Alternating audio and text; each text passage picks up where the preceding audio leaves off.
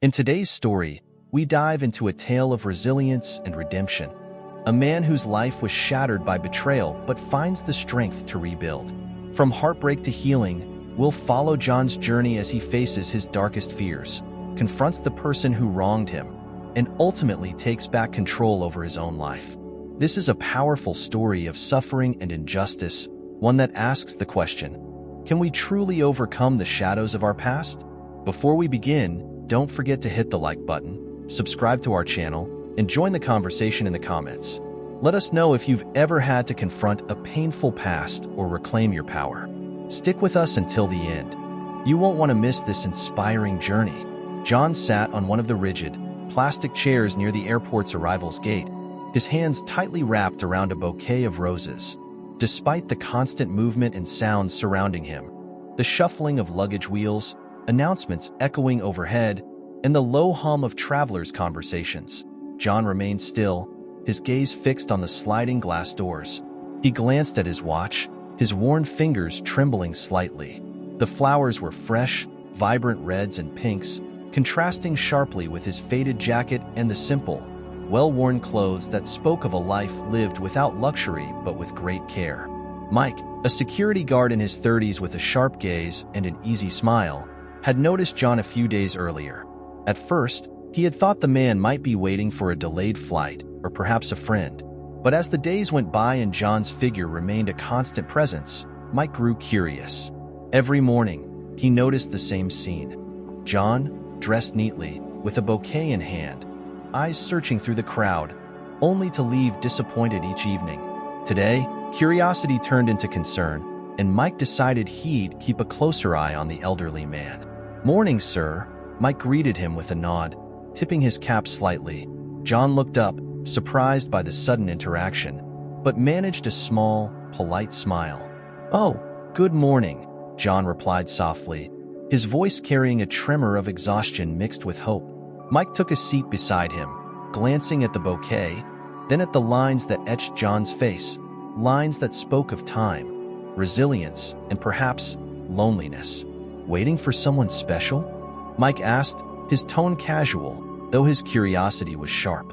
John's face brightened momentarily, and he looked down at the roses with a fondness that was almost reverent. Yes, indeed. Her name is Maria. We've been in touch for a while now," he said, a hint of pride in his voice. "She's supposed to arrive any day now." John's gaze turned to the sliding doors again, the light in his eyes returning with renewed hope. Mike nodded, sensing John's eagerness, but something didn't sit right with him. "And she's arriving from?" "Brazil," John answered, beaming. "We've talked for almost a year now. It's wonderful, really. She's everything I've ever hoped for."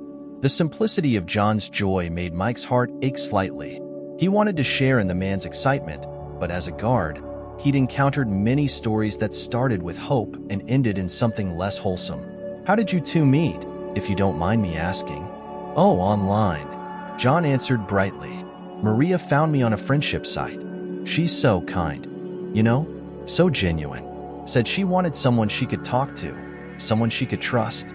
Mike's eyebrows rose slightly, and he nodded with a cautious smile, not wanting to dampen John's spirits. "And she's arriving here to visit you?" "Yes," John nodded. "We planned it together. She said she'd come to start a new life here." The words spilled out with a blend of excitement and vulnerability. "I know it sounds silly," John continued, his voice dropping a bit, "but I truly feel like she's the one. I mean, can you imagine? At my age, finding someone who cares, who understands you." The sentiment was raw and touching, but Mike felt an unease settle in. He chose his next words carefully. "I think it's great that you found someone who makes you happy, John," he said, his voice steady. "Just be sure she's as good as she seems, all right?" John chuckled softly, the lines on his face crinkling. "Oh, Mike, I know what you're thinking. You young folks are always wary of online relationships, but Maria's different. She's not after anything. She even asked for some help financially, just for emergencies, and I sent a bit, but nothing much. She was embarrassed to even ask. It's genuine." Mike's heart sank a little, but he masked it with a nod. "I understand, sir. Sometimes, people just need a little help." He left it at that, not wanting to push John any further, but he made a mental note to check in on the elderly man in the coming days. As the day wore on, John continued to sit by the arrival gate, his gaze unwavering. Travelers passed by, family reunions unfolded with hugs and laughter, and each time the doors slid open, John's eyes would light up, only to dim again as he recognized the faces of strangers. His watch beeped the hour, and he sighed, shifting slightly in his chair. Around mid-afternoon, a few of the other guards had noticed John's presence as well. Mike exchanged glances with one of his co-workers, who gave him a questioning look. Mike simply shrugged, unsure himself, but his gaze returned to John, a silent promise forming within him. If this Maria didn't show up soon, he'd need to find a way to help John, whether the man liked it or not. As the hours ticked by, John grew visibly wearier, but he refused to leave. His fingers fidgeted with the ribbon around the roses, his eyes fixed on the doors with a mixture of hope and silent worry. At one point, he took out his phone and scrolled through messages, smiling faintly at whatever he read, as if reminding himself of the bond he believed he'd formed with Maria. Mike, observing from a distance, felt a pang of protectiveness toward John. In his years of service, he'd seen travelers come and go, reunions and farewells, but something about this scene felt different, felt wrong. By evening, the airport was winding down, with the majority of flights having landed. John, exhausted but resolute, finally rose from his seat, his gaze lingering one last time on the arrival's gate before he slowly began to walk away. He didn't notice Mike watching, nor did he see the concern that had deepened in the young guard's face. As Mike walked over to him, he gently placed a hand on John's shoulder. "Hey, John," he said softly, "maybe she just got delayed. How about you head home, get some rest? You can come back tomorrow." John nodded reluctantly, glancing back at the doors one last time, his hand clutching the bouquet as if it were his last hope.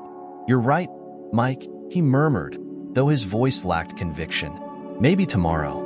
Maybe tomorrow." They walked together to the exit, John moving slowly, the weight of anticipation and disappointment visible in each step.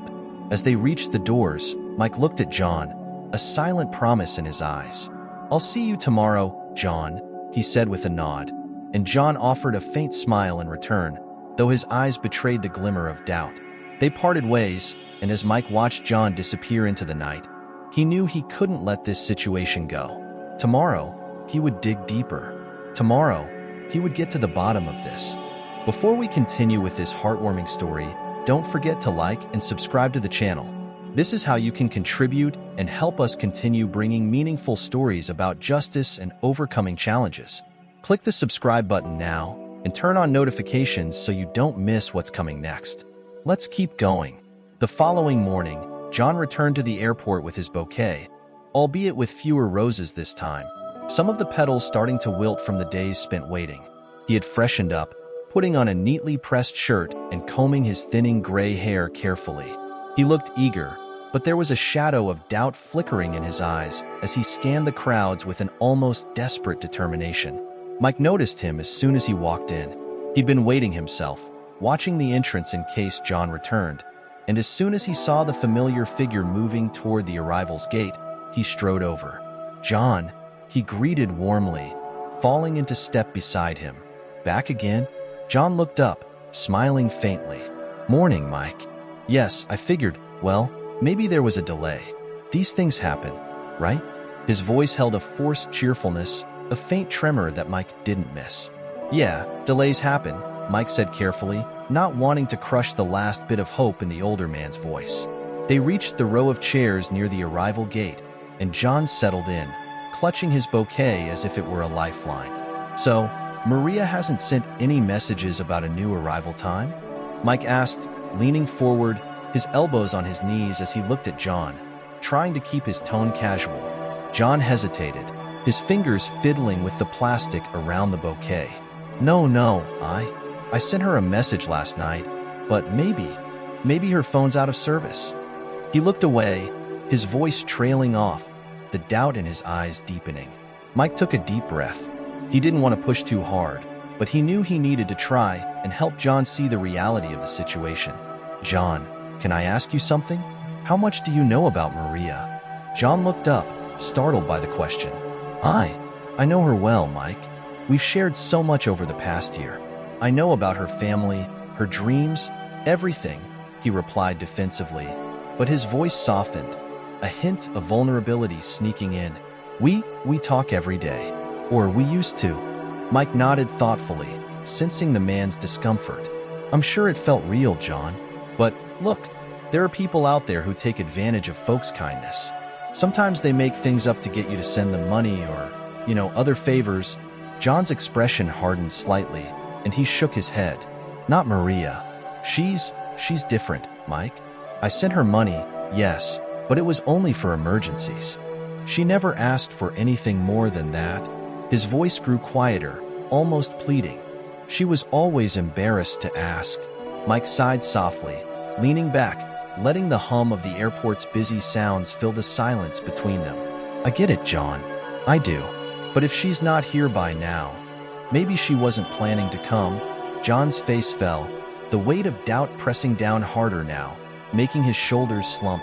He opened his mouth to respond, but a new thought seemed to cross his mind, and he frowned. But what if she had an emergency on the way here? Maybe that's why she hasn't been able to message. Mike clenched his jaw, struggling to find the right words. He wanted to be gentle but firm. John, even if that's the case, don't you think she'd have found a way to let you know? I mean, if she cared as much as you do? John's face paled.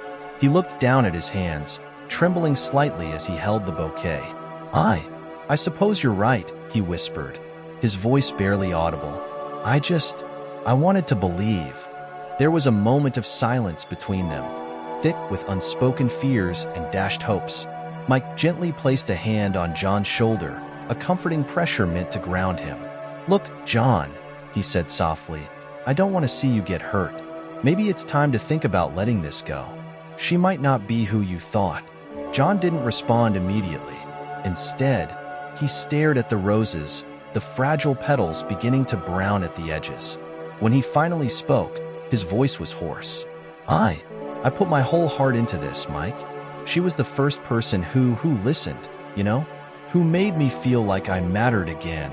He looked up, his eyes glassy with unshed tears. What if I'm just an old fool? Mike felt his heart twist at the sight, the pain and confusion etched deep in John's lined face. John, you're not a fool. Wanting to feel loved, to feel important to someone, that's not foolish. But some people, they take advantage of that.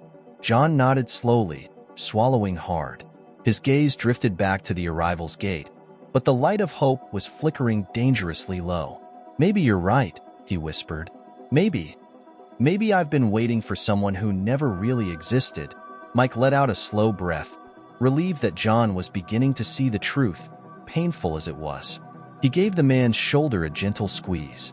How about this, he suggested. Why don't you and I get a coffee? Just take a break from all this waiting.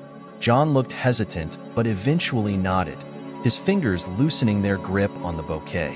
All right, coffee sounds nice, he agreed quietly, his voice thick with lingering sorrow. They walked to a small cafe within the airport, the scent of freshly ground coffee filling the air, mingling with the distant aroma of pastries. Mike ordered for both of them, choosing a rich black coffee for John and a cappuccino for himself. They found a table near the window, where John gazed blankly out at the tarmac, his fingers curled around the warm cup. After a long moment, John spoke, his voice almost a whisper. It's strange, Mike. I thought I'd found something real. I let myself hope. He laughed bitterly. Feels like I've been tricked, like a child who believed in fairy tales. Mike reached across the table, his gaze steady. John, hope isn't a bad thing. The problem isn't with you. It's with people who don't know how to respect others' trust. It doesn't make you any less for wanting something meaningful. John let out a shaky breath, nodding as he listened. It's just, I feel so empty, like I've lost a piece of myself. She meant something to me, even if she wasn't real. Mike watched him, understanding the pain. Then take that piece back, John. Don't let someone else keep it. You deserve to feel whole, with or without someone like her. They sat in silence for a while, the gentle hum of the cafe around them a soothing backdrop. John finally looked up, meeting Mike's eyes. "Thank you, Mike. I don't know what I would have done if you hadn't talked to me." Mike offered a warm smile. "You don't have to go through this alone, John. We can get through it together." As they finished their coffee, John's grip on the bouquet slackened, and for the first time, he seemed willing to leave it behind. The next day, John arrived at the airport again, but this time, he was different. He walked slower, his head hanging slightly, as if a heavy weight was pressing down on him. In his hand was the same bouquet, though it had now lost most of its freshness. The edges of the petals had browned, some wilting entirely, and John held it like a fragile memory he was reluctant to let go. Mike noticed him almost immediately. He walked over, his footsteps purposefully slow and steady, not wanting to startle the older man. "Morning, John," Mike greeted softly, taking the seat beside him. "Good morning, Mike," John replied, his voice subdued, barely louder than a whisper. He kept his gaze on the arrival's gate, but there was a sadness in his eyes, a brokenness that hadn't been there before. They sat in silence for a few moments, the sounds of the airport buzzing around them like white noise. John seemed lost in his thoughts, his fingers absently twisting the ribbon on the bouquet. Finally, Mike spoke, choosing his words carefully. "Did you hear from Maria?" he asked gently, though he suspected the answer. John shook his head slowly. "No," he replied, his voice catching slightly. "Nothing." Mike nodded, taking a deep breath. "John, I think it's time we talk about what's really going on here." John's shoulders tensed, and he looked away, clearly uncomfortable. I don't know, Mike. Maybe she just got delayed." "John," Mike's tone was soft but firm. "We need to face the possibility that Maria, she might not be who you think she is." He paused, letting the words sink in before continuing. "There are people out there who prey on folks' trust. People who create these fake identities just to get money, attention." John flinched at the word money, his fingers clutching the bouquet tightly. "Maria isn't like that, Mike," he replied, his voice defensive. She wouldn't do that to me." Mike sighed, leaning forward, his elbows resting on his knees as he spoke quietly. "John, I understand that it feels real, and in some ways, maybe it was. But if she really cared about you, wouldn't she be here by now?" John's face fell, and he bit his lip, his gaze dropping to the floor. I just thought," his voice trailed off, lost in a jumble of broken thoughts and fragile hope. He looked up at Mike, his eyes filled with a mixture of desperation and doubt. "You don't understand, Mike. She was the only one who made me feel alive again." "I get it, John," Mike replied, his voice filled with empathy. "I really do. But can I ask, did she ever ask you for anything? Money? Help with expenses?" John hesitated, his gaze shifting to the bouquet in his hands. "Well, yes," he admitted reluctantly. "She had emergencies. Everyone has emergencies, right?" Mike leaned closer, his voice calm but unwavering. "And you sent her money?" John nodded, shame creeping into his expression. "It wasn't much at first, just little things. She said she needed help with medical bills. Then she needed help with her ticket to get here. And did she ever show you the tickets?" Mike pressed gently. John shook his head, his voice barely audible. "No," she said. "She said she didn't want to worry me. That she'd surprise me." He paused, swallowing hard, as if the words were physically painful to say. Maybe I was wrong." The silence between them grew heavy, filled with the quiet hum of the airport and the distant sounds of laughter, family reunions, and farewells. John's grip on the bouquet loosened, and a single petal drifted to the ground, landing softly between his feet. Mike decided it was time to be blunt. "John, it's possible that this woman, Maria, never existed. Or at least, not the way she said. I've seen this kind of thing before. People who use someone else's loneliness to get what they want." His voice softened. "And I hate seeing you hurt by it." John stared at him, his face pale, as if he were absorbing a blow to the chest. So you're saying she lied? That it was all fake? Mike reached out, placing a reassuring hand on John's shoulder. I don't know for sure, John, but I want you to consider that it's a possibility. That maybe this person wasn't who they claimed to be. John sat back, letting out a shuddering breath. I feel like such a fool, he murmured, his voice thick with emotion. I wanted to believe in something, someone, and now. His voice broke, and he looked away, blinking rapidly. Mike's heart twisted as he watched the man struggle with his emotions. John, you're not a fool, he said firmly. Wanting love, wanting companionship, that's human. But there are people who take advantage of that. John nodded slowly, staring down at the bouquet in his hands as if it held all the answers he needed. I don't know what to do, Mike. I feel so lost. Mike looked at him, a determined look in his eyes. Well, you're not alone, John. Not anymore. We'll get through this, okay? I'm here to help. John looked up, a faint glimmer of gratitude in his eyes. Thank you, Mike, he whispered. I don't know if I would have been able to face this alone. They sat in silence for a while, the reality of the situation settling in. John's gaze drifted to the bouquet, and after a moment, he held it out to Mike. I think I'm ready to let this go, he said softly, his voice steady despite the tears glistening in his eyes. Mike accepted the bouquet, nodding solemnly. Let's put it away, John. You don't need it anymore. Together, they rose from their seats, walking over to a nearby trash bin. John hesitated for a moment, looking down at the roses one last time, a bittersweet smile playing on his lips. Then, with a deep breath, he let go, watching as the bouquet fell into the bin, the flowers crumpling under their own weight. As they walked away, Mike felt a sense of relief mixed with sadness. He knew this was only the beginning of John's journey to heal, but it was a step forward, and he'd be there, every step of the way, to help him. John didn't return to the airport the next day, nor the day after that. For the first time in nearly a week, he woke up without the rush of excitement, without the routine of getting ready, preparing himself to see Maria. Instead, he sat in his small living room, surrounded by silence, staring out the window, lost in thought. The absence of the airport's buzz, the hopeful glances at arriving passengers, and the quiet support of Mike left a void that felt almost unbearable. Meanwhile, Mike, back on his shift at the airport, found himself glancing around, half expecting to see John sitting by the arrival's gate. Each time he looked over and found the seat empty, a sense of worry filled him. Finally, on his lunch break, Mike pulled out his phone, debating whether or not he should reach out. After a moment, he decided to go for it, dialing John's number. The phone rang a few times before John answered, his voice sounding distant and weary. Hello?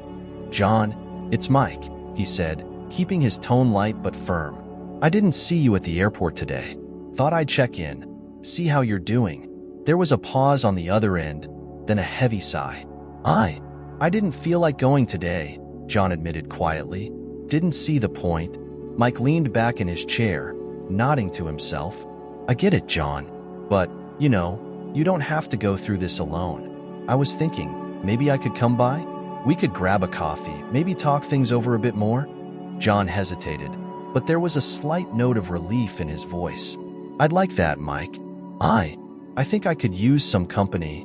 A few hours later, Mike found himself standing outside John's modest apartment.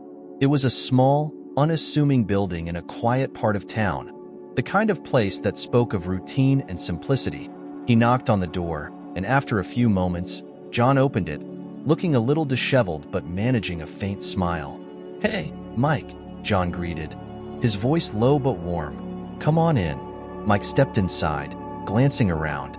The apartment was neat but sparsely decorated, with only a few framed photos on the walls, images of a younger John with family and friends, their faces smiling, frozen in time. The room had an air of nostalgia, a quiet charm that felt tinged with loneliness. They settled onto the worn-out sofa, and for a moment, neither of them spoke, letting the silence fill the room. Finally, Mike broke the quiet. How are you holding up? John chuckled softly, though there was no humor in it. I suppose I'm trying to make sense of it all, he admitted, his voice tinged with sadness. It's strange. I spent so much time believing in her, in us. Now, I just feel like there's this emptiness. Mike nodded, leaning forward with a look of genuine concern. I can only imagine, John. But just because it wasn't real on her end doesn't mean the feelings you had weren't real. You believed in something. That takes courage. John looked down at his hands, his fingers tracing the seam of his pants. Maybe, he whispered, but I still feel like a fool. How could I have fallen for it?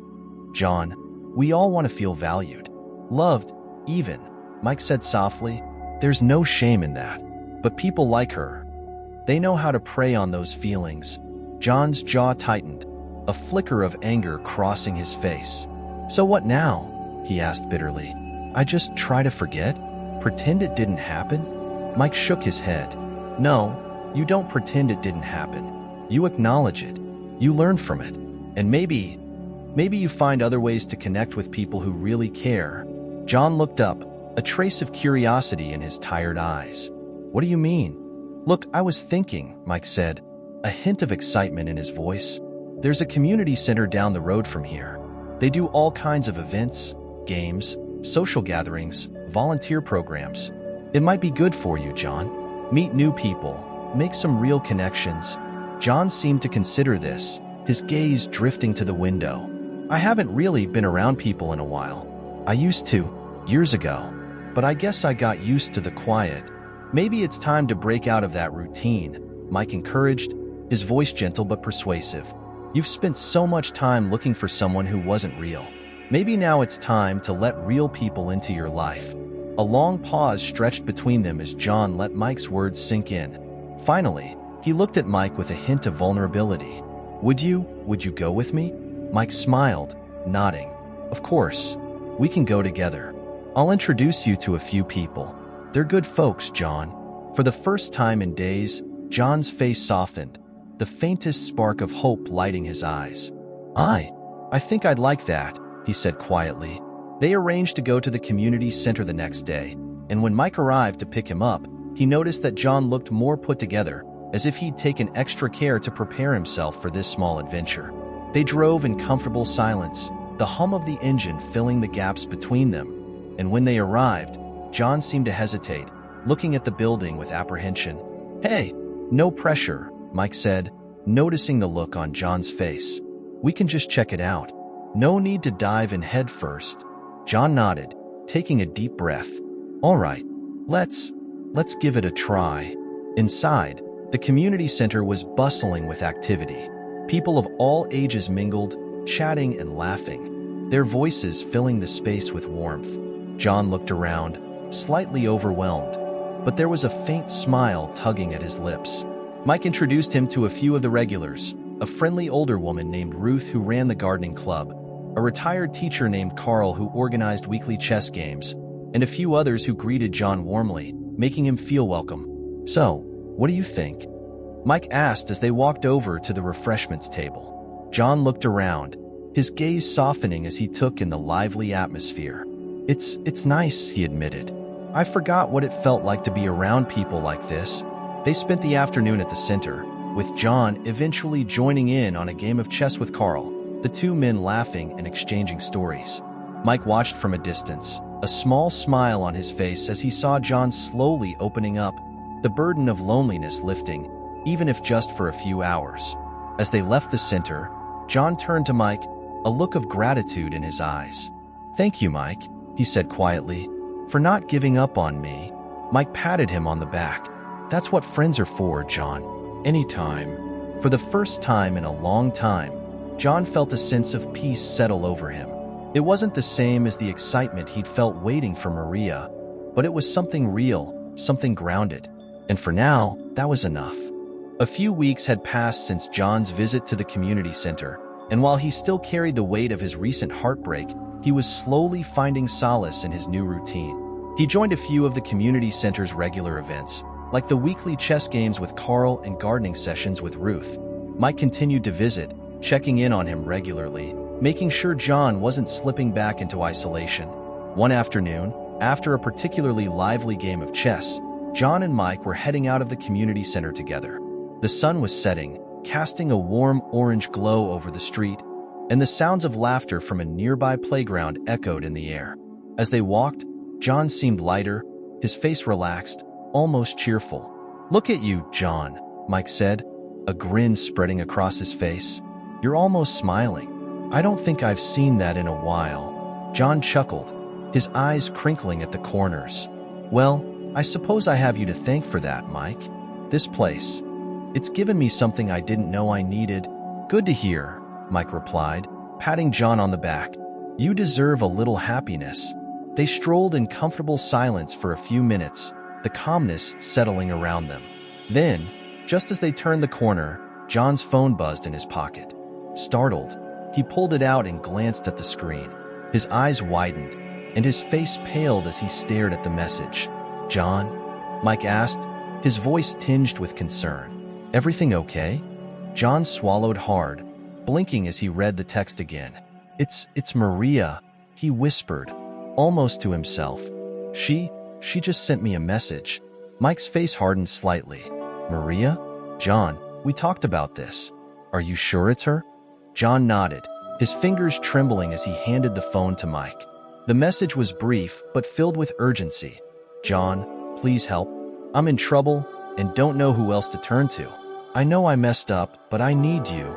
Mike read the message, his jaw tightening. "John, listen to me. This could very well be the same person who's been deceiving you from the start. Don't let them drag you back into this." John's gaze flickered between the phone and Mike, his mind a whirlwind of conflicting emotions. But what if she really is in trouble? What if she's telling the truth this time? Mike sighed, rubbing his temples in frustration. "John, people like this, they know exactly how to push your buttons. They'll say whatever it takes to make you feel sorry for them, to make you forget everything that happened." John shook his head, visibly struggling. I don't know, Mike. It's hard to let go. What if she's reaching out because she truly needs me?" Mike took a deep breath, trying to keep his tone steady. "All right, let's say, for a moment, that she's real, that she's genuinely in trouble. Do you really believe someone who cares about you would vanish, take your money, and then show up only when they need more?" John looked away, shame washing over his face. "No, I suppose not. But it's just so hard to accept that it was all a lie." Mike placed a comforting hand on his shoulder. "I know, John. I really do. But we can't let you fall into the same trap again." Just then, John's phone buzzed again, another message appearing on the screen. "Please, John, I know I hurt you, but I promise I'm real. I just need your help one last time. I can explain everything." John's hands trembled as he stared at the screen. He looked up at Mike, his eyes pleading. "Mike, maybe just one last chance? Just to hear her out." Mike's face softened, and he let out a slow breath. "All right, John, but only if you let me be there with you. No secrets, no hidden messages. If you're going to talk to her, you're not doing it alone." Reluctantly, John nodded, his voice barely a whisper. "Okay, all right. I'll let you read whatever she sends." As they walked back to John's apartment, John's phone buzzed again and again, each message seemingly more desperate than the last. "I'm sorry for everything. Please, don't ignore me. I just need a little help to get out of this mess."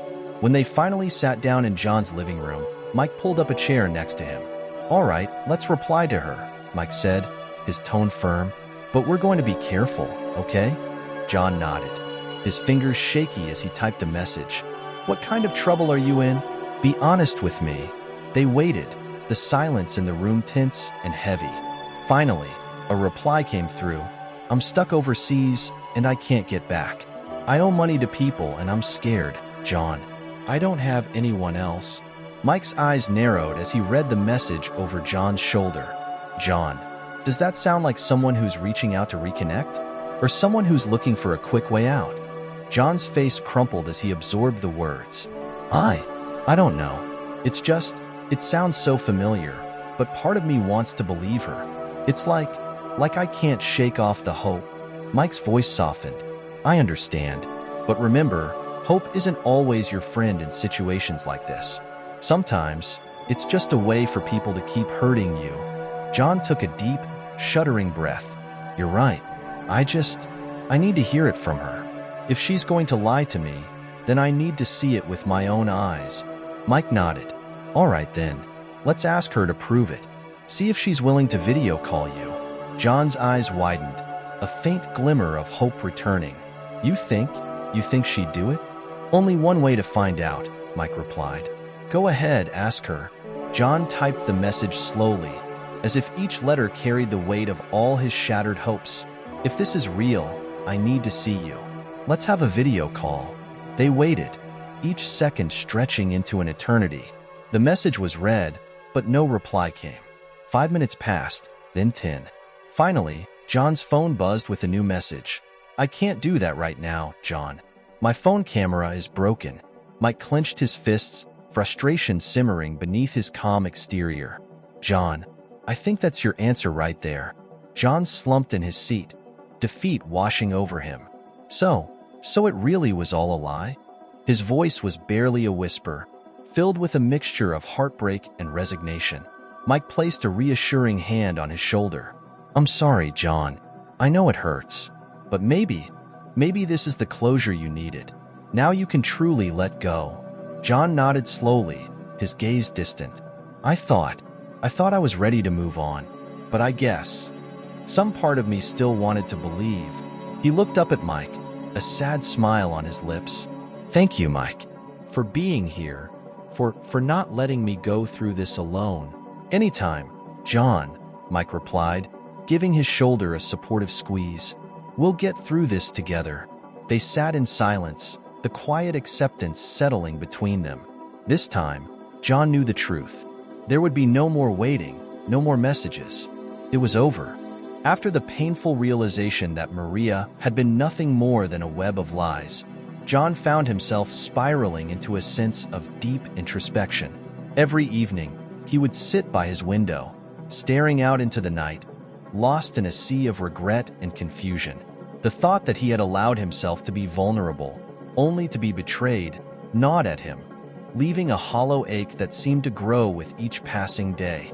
One evening, as the shadows stretched across his living room, John heard a knock at the door. He took a deep breath, steadying himself. When he opened it, Mike stood there, holding 2 cups of steaming coffee and wearing a reassuring smile. Thought you could use a bit of company, Mike said, offering one of the cups to John. Mind if I come in? John managed a faint smile, stepping aside. Sure, Mike. Thanks for everything. They settled into the living room, the quiet sounds of the night seeping in through the open window. For a moment, neither of them spoke, both sipping their coffee, letting the silence fill the space. Finally, John broke the quiet, his voice barely more than a whisper. Mike, do you think I'm a fool? He asked, his gaze fixed on the floor. For wanting to believe that someone out there might care about me? Mike set his cup down, his expression serious. No, John, I don't think you're a fool at all. You're just human. We all want to feel connected, to feel loved. There's nothing foolish about that.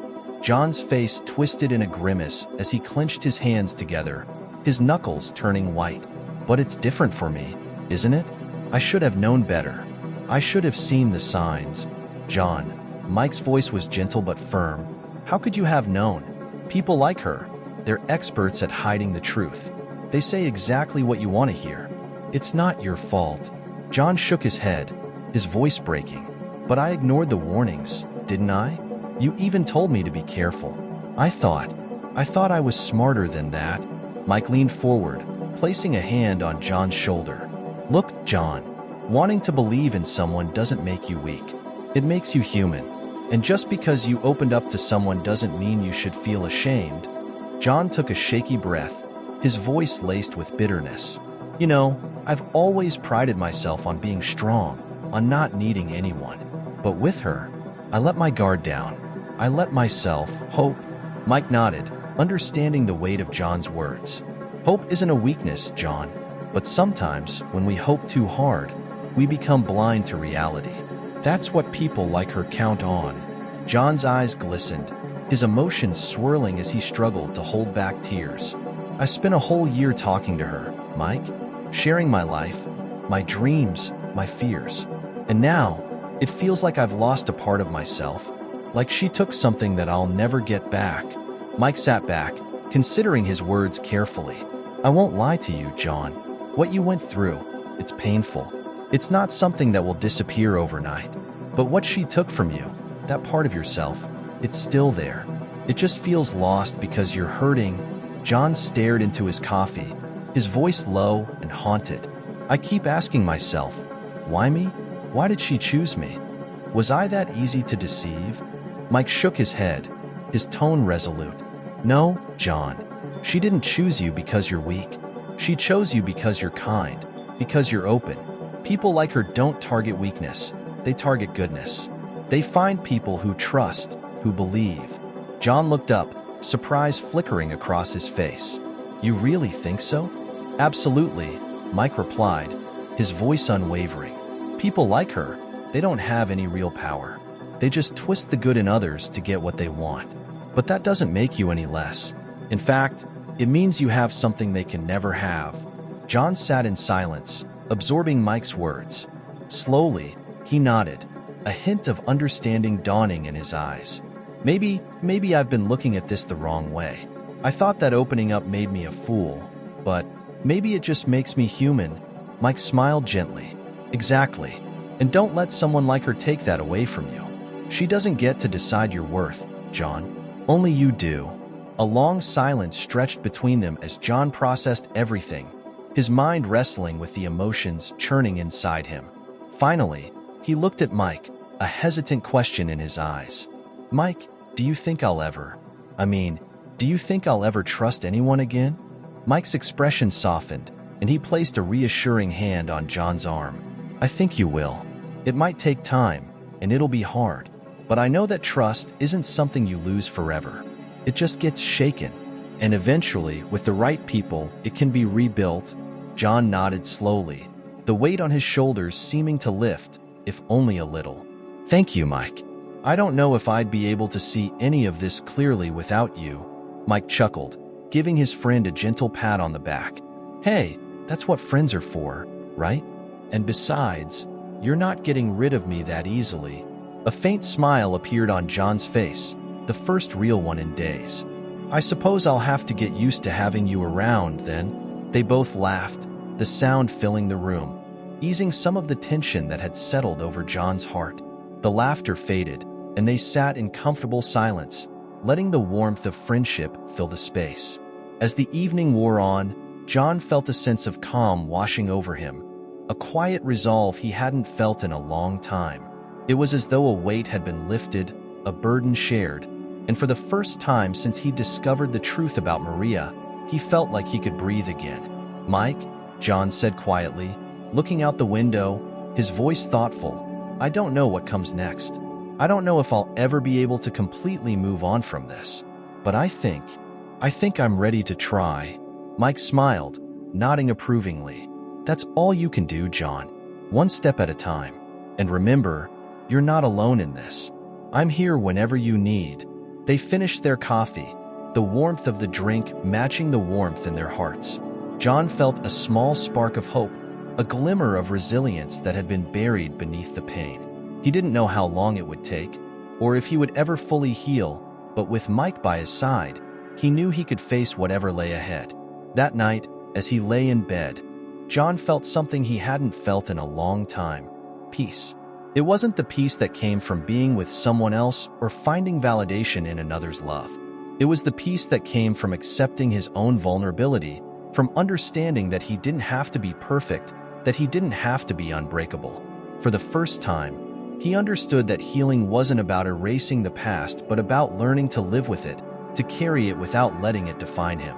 And as he drifted off to sleep, he felt a quiet strength within him, a determination to reclaim the parts of himself that he had lost. The morning sun cast a gentle glow through John's kitchen window as he sat with his cup of coffee, the quiet hum of the refrigerator his only company. It had been a few days since his heartfelt conversation with Mike, and though he still felt the weight of betrayal, there was a small, steady sense of calm growing within him. Just as he took another sip of coffee, His phone buzzed on the table. The screen lit up with an unfamiliar number. He stared at it for a moment, hesitation creeping up his spine. Part of him wanted to ignore it, to distance himself from any potential reminder of the pain he'd endured. But another part, a part that still held onto a sliver of hope, urged him to answer. With a deep breath, he picked up the phone and pressed it to his ear. "Hello?" There was a brief pause on the other end before a woman's voice came through, soft and filled with nervous energy. "John? Is this John?" John's heart skipped a beat, and he felt a chill wash over him. The voice sounded familiar, yet distant, as if it had been buried in his memories. He hesitated, feeling his pulse quicken. "Yes, this is John. Who is this?" Another pause, and then the voice responded, almost in a whisper. It's me, Maria." The air in the room seemed to thicken, and John's fingers tightened around the phone. He closed his eyes, a mixture of anger, confusion, and hope swirling within him. "Maria? Is this some kind of joke?" No. Please, John. Hear me out," she pleaded, her voice trembling. "I know I hurt you. I know I made mistakes, but I need you to understand. It wasn't all a lie." John's mind raced, his grip on the phone so tight his knuckles turned white. "After all this time, after everything, you expect me to just believe you?" His voice was strained, a mix of pain and disbelief. I know it sounds unbelievable," she continued, her tone desperate. "But please, John, just let me explain. I was in a bad place, and I didn't know how to get out of it. But everything I said to you, everything we shared, it was real for me." A long silence stretched between them, and John struggled to process her words. Part of him wanted to hang up, to end the conversation right there. But something held him back, a quiet, insistent need for closure. "Fine," he said finally, his voice barely above a whisper. "Explain." He heard her take a shaky breath on the other end. I was going through a hard time, financially, emotionally. I didn't have anyone to turn to, and when I found you, you were so kind, John. You listened to me, you cared. I know I crossed a line by asking for money, and I shouldn't have, but I didn't know any other way." John's voice was harsh, a hard edge creeping in. "So you thought it was all right to deceive me? To pretend that we had something real while you took advantage of my trust?" "No, that wasn't my intention," she replied quickly, her voice breaking slightly. "I didn't mean for it to happen like that. I got caught up in it, and I didn't know how to come clean. But, John, the feelings I developed, they were real. I was scared." "Scared of what?" John demanded, his patience wearing thin. "Scared of being honest? Scared of losing whatever you thought you could get from me?" There was a pause, and then she answered quietly, "Scared of losing you." Those words hit John like a punch to the gut, and he felt a pang of emotion he couldn't quite name. He took a deep breath, trying to keep his composure. "And why should I believe that now? After all the lies, all the pain you've caused?"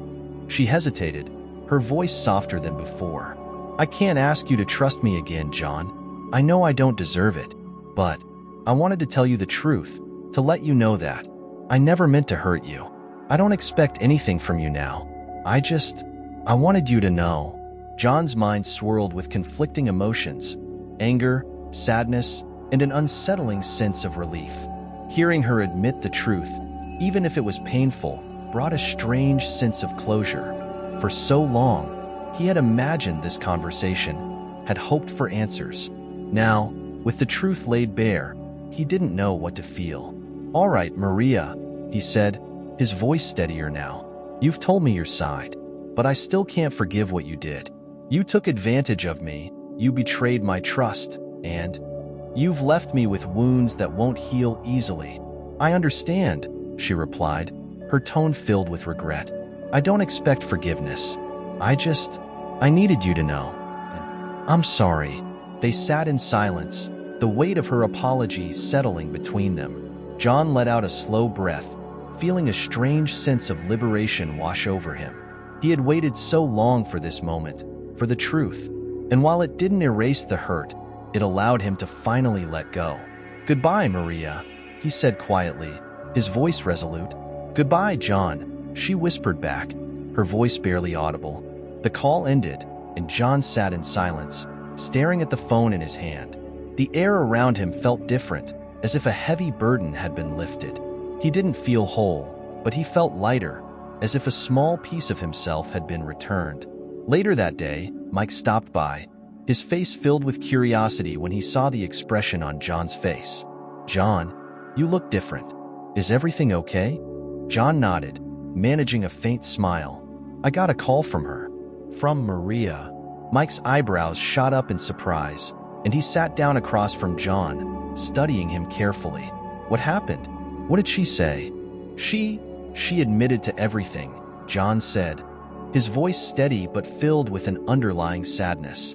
"She said it wasn't all a lie, that she really did care for me, but that she was in a bad place. That's why she did it." Mike let out a low sigh, crossing his arms as he leaned back. "And do you believe her?" John paused, considering the question. "I don't know. Part of me wants to, but another part of me knows it doesn't matter anymore. I got the answers I needed, and I think I can finally move on." Mike nodded slowly, a smile of approval on his face. "I'm proud of you, John. It takes a lot to confront something like that and come out the other side." John looked down, a small smile playing on his lips. I think I'm ready to put this behind me. I've been holding on to this pain, this anger, but I don't want it to define me anymore." Mike reached over, giving his shoulder a supportive squeeze. "That's the spirit. And remember, John, you're not alone. I'm here, and so are the folks at the community center. You have people who care about you." John felt a warmth in his chest, the knowledge that he was no longer alone settling over him. "Thank you, Mike, for everything. I don't know what I would have done without you." Mike chuckled, patting him on the back. "Hey, we're in this together. And besides, I'm not letting you off the hook that easy. You're stuck with me now." They shared a laugh, the sound filling the room with a lightness that had been absent for so long. John felt a new sense of peace, a quiet resilience that had grown from the ashes of his pain. For the first time, he saw a future unburdened by the past, a future filled with real connections, with people who genuinely cared for him. And though the road ahead would not be easy, he knew he could face it, one step at a time. The following week, John was slowly settling back into his routine, finding comfort in small things like his morning coffee and the familiar faces at the community center. His friendship with Mike had grown deeper, and he felt a renewed sense of trust in the people around him. But just as he was beginning to feel grounded, a letter arrived that stirred the pain he'd thought he'd left behind. It was a simple white envelope with no return address. John frowned, his hands trembling slightly as he tore it open. Inside was a single piece of paper, neatly folded. As he opened it, his heart sank. It was a handwritten letter from Maria. "John, please read this. I know I don't deserve your attention, but I need you to understand. I was wrong and I hurt you. But there's more you need to know." John sat down heavily in his armchair, his fingers clenching the letter as he continued reading. The letter was long, filled with confessions and explanations he hadn't asked for. She wrote about her life, her struggles, and how she had convinced herself that taking advantage of people like him was justified by her own desperation. In painstaking detail, she recounted how she had first targeted him, finding him through an online forum where people often looked for companionship. She explained that she knew how to recognize loneliness, to identify those small, telling signs in conversations, the longing, the need for connection. And when she first saw John's profile, she knew he would be the perfect mark. As he read those words, John felt as if the floor beneath him had opened up. It was as though she were baring her soul, trying to convince him that she, too, was a victim of her own choices. His hands shook as he turned the page, Maria's handwriting becoming more erratic as she detailed her supposed remorse, describing moments when she had almost come clean, when she had felt a strange, unfamiliar guilt gnawing at her. "I know what I did was unforgivable," the letter read, "but please understand. I didn't know how else to survive." Just as he finished reading, there was a knock on the door. John blinked, snapping out of his trance, the letter still clutched in his hand. He opened the door to find Mike standing there, a look of concern immediately crossing his face. "John?" Mike's eyes flicked down to the letter in his hand. "You look like you've seen a ghost. Everything all right?" John swallowed hard, his voice shaky. It's her, Maria. She sent me a letter." Mike's brows knitted together, and he reached out gently, guiding John back into the living room. "Let's sit down. Tell me what it says." John handed the letter to Mike, his hands still trembling. She explains everything. How she found me, why she did it. She even admits to targeting me. His voice broke on the last words, and he took a shaky breath, fighting to keep his composure. Mike's face darkened as he read through the letter, his jaw clenched, his eyes narrowing at each line. When he finally looked up, there was a flash of anger in his gaze. "John, it's manipulation. She's trying to twist the knife, to justify what she did so you'll feel sorry for her." John nodded slowly, his face pale. "But some of what she wrote, it sounded so real. She talks about her struggles, her past, the reasons she did it. As if she believes her own lies." Mike shook his head, his voice firm. "That's what people like her do, John. They convince themselves of their own stories, so they can tell them convincingly. It's a tactic. She's trying to make you feel like you understand her, to weaken your resolve." John looked down, struggling to reconcile his emotions. "But why now? After everything? Why would she send this?" "Because she wants to keep a hold on you," Mike replied, his tone unwavering. "She knows that as long as you have even a shred of doubt, she can still get to you." They sat in silence, the weight of Maria's words hanging heavily in the room. John ran a hand through his hair, a weary sigh escaping his lips. "I feel like I'm back at square one, Mike. Just when I thought I was free of her, she pulls me back in." Mike leaned forward, placing a reassuring hand on John's shoulder. "Listen to me, John. This letter, this isn't closure. It's manipulation. She's not writing to apologize. She's writing to keep a part of you under her control." John's shoulders slumped, and he nodded slowly. "You're right. I know you're right. But reading her words, it's hard not to feel something." Mike's voice softened, filled with understanding. "Of course, you feel something. You're human. But remember, John, feeling sympathy doesn't mean you owe her anything. She's still the same person who hurt you." John closed his eyes, taking a deep, steadying breath. I thought I'd let go. I thought I was done feeling this way. But now, it's like everything's been ripped open again." Mike sat back, his gaze unwavering. "It's not unusual, John. Healing isn't always a straight line. Sometimes, the things we think we've moved past come back to haunt us. But this time, you're stronger. You're not alone in this." John looked up, meeting Mike's steady gaze, a flicker of determination returning to his own eyes. "I don't want her to have that power over me. Not anymore." "Then don't give it to her," Mike replied firmly. "Burn the letter. Tear it up. Do whatever you need to do to break that hold." John glanced down at the letter, the neat handwriting staring back at him like a taunt. He felt a surge of anger, a strength he hadn't felt in weeks. With a decisive nod, he stood, walking to the kitchen. Mike followed, watching silently as John took a lighter from a drawer. Without a word, John held the flame to the edge of the paper, watching as the fire consumed the words that had held him captive. The paper curled, blackening as the flames devoured it, the ashes floating softly down into the sink. When it was over, John let out a deep breath, as if a weight had been lifted. "It's done," he murmured, a strange peace settling over him. Mike clapped him on the back, a proud smile on his face. "That's the first real step, John. Taking back control." John nodded, the tension in his shoulders easing. "I never realized how much I needed this. To let go of her, and all the power she had over me." They stood in the quiet kitchen, the faint scent of smoke lingering in the air, a reminder of the burden John had finally released. For the first time, he felt a clarity, a sense of self he hadn't felt in a long time.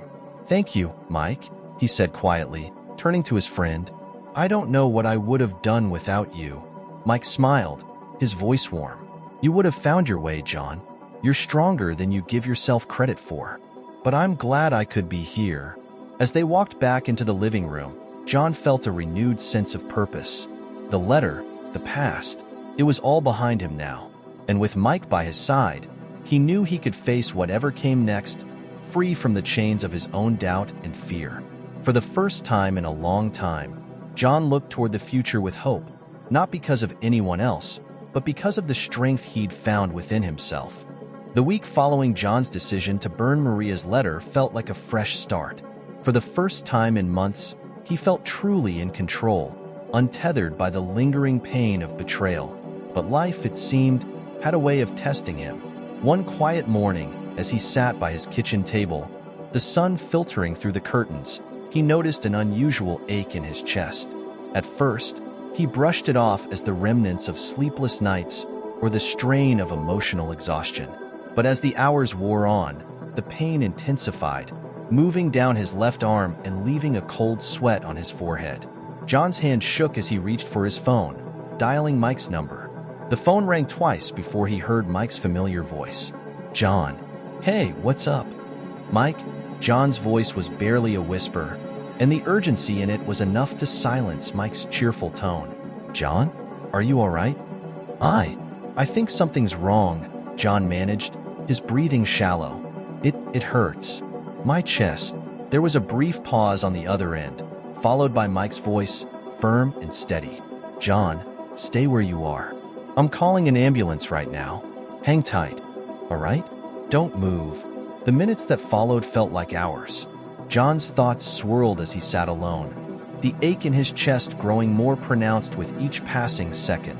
He closed his eyes, his mind drifting to Maria's letter, to all the things he'd struggled through over the past year. The thought that it might all end here, after everything, filled him with a strange mix of fear and resignation. The distant sound of sirens snapped him back to the present, and moments later, Mike burst through the front door, his face pale and lined with worry. He crossed the room in a few quick strides, kneeling beside John, one hand on his shoulder. "John, I'm here." "The paramedics are on their way," Mike said, his voice gentle but urgent. "You're going to be all right. Just keep breathing." John nodded weakly, his eyes meeting Mike's. "Thank you for coming." Mike squeezed his shoulder, a reassuring warmth in his grip. "Of course, John. I'm not going anywhere." The paramedics arrived moments later, their voices calm and professional as they assessed John's condition. He was quickly placed on a stretcher, with Mike holding his hand reassuringly as they wheeled him out of the apartment and into the waiting ambulance. As the ambulance doors closed, John looked at Mike, who had taken a seat next to him, unwavering in his support. "You don't have to stay," John murmured, his voice weak. "I know you have work." Mike shook his head, his expression resolute. "There's nowhere else I need to be right now, John. I'm with you." The ride to the hospital was a blur of flashing lights and quiet murmurs from the paramedics, but John kept his focus on Mike, who sat by his side, never once letting go of his hand. When they arrived at the hospital, the doctors moved quickly, conducting tests and setting up monitors around him. Mike waited patiently by his side, his presence a quiet reassurance in the midst of the chaos. After a few hours, a doctor entered the room, his expression serious but not without compassion. "Mr. Whitaker," he began, addressing John directly, "you've had a mild heart attack. We were able to stabilize you, but you'll need to make some lifestyle changes and follow up with a cardiologist." John's face went pale, and he nodded slowly, the weight of the words sinking in. "A heart attack? I never thought." His voice trailed off, a mixture of fear and disbelief in his eyes. Mike leaned closer, giving him a gentle nudge. "You're going to be all right, John. You're strong. This is just one more thing we're going to get through together." The doctor nodded, glancing at Mike with a small smile. "It's good you have someone here with you. Support is crucial in times like these." John managed a faint smile, his gaze shifting to Mike. "I suppose I'm lucky then." As the doctor left the room, Mike pulled his chair closer, studying John with concern. "How are you feeling, really?" John sighed, his hand resting on his chest. "Tired, but mostly, I feel grateful. I guess I've been so wrapped up in everything that I forgot to take care of myself." Mike nodded, a thoughtful look on his face. "I get it. Sometimes we don't realize how much we're carrying until it hits us all at once. A silence settled between them, filled with unspoken words. Finally, John spoke, his voice soft. I thought, for a moment there, that this might be the end. And all I could think about was how much time I'd wasted feeling hurt, feeling angry. Mike's expression softened, and he reached out, placing a comforting hand on John's arm. It's all right to feel those things, John, but maybe now's a chance to start fresh, to focus on what makes you happy. John nodded slowly, a look of determination forming in his eyes. You're right. I don't want to waste any more time on the past. I've lost too much already.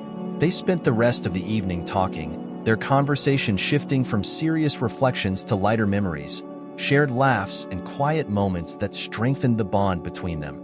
As the night wore on, John felt the ache in his chest ease, replaced by a warmth that had been absent for too long. The next morning, the doctor returned with instructions for John's recovery, medications, exercise recommendations, dietary changes.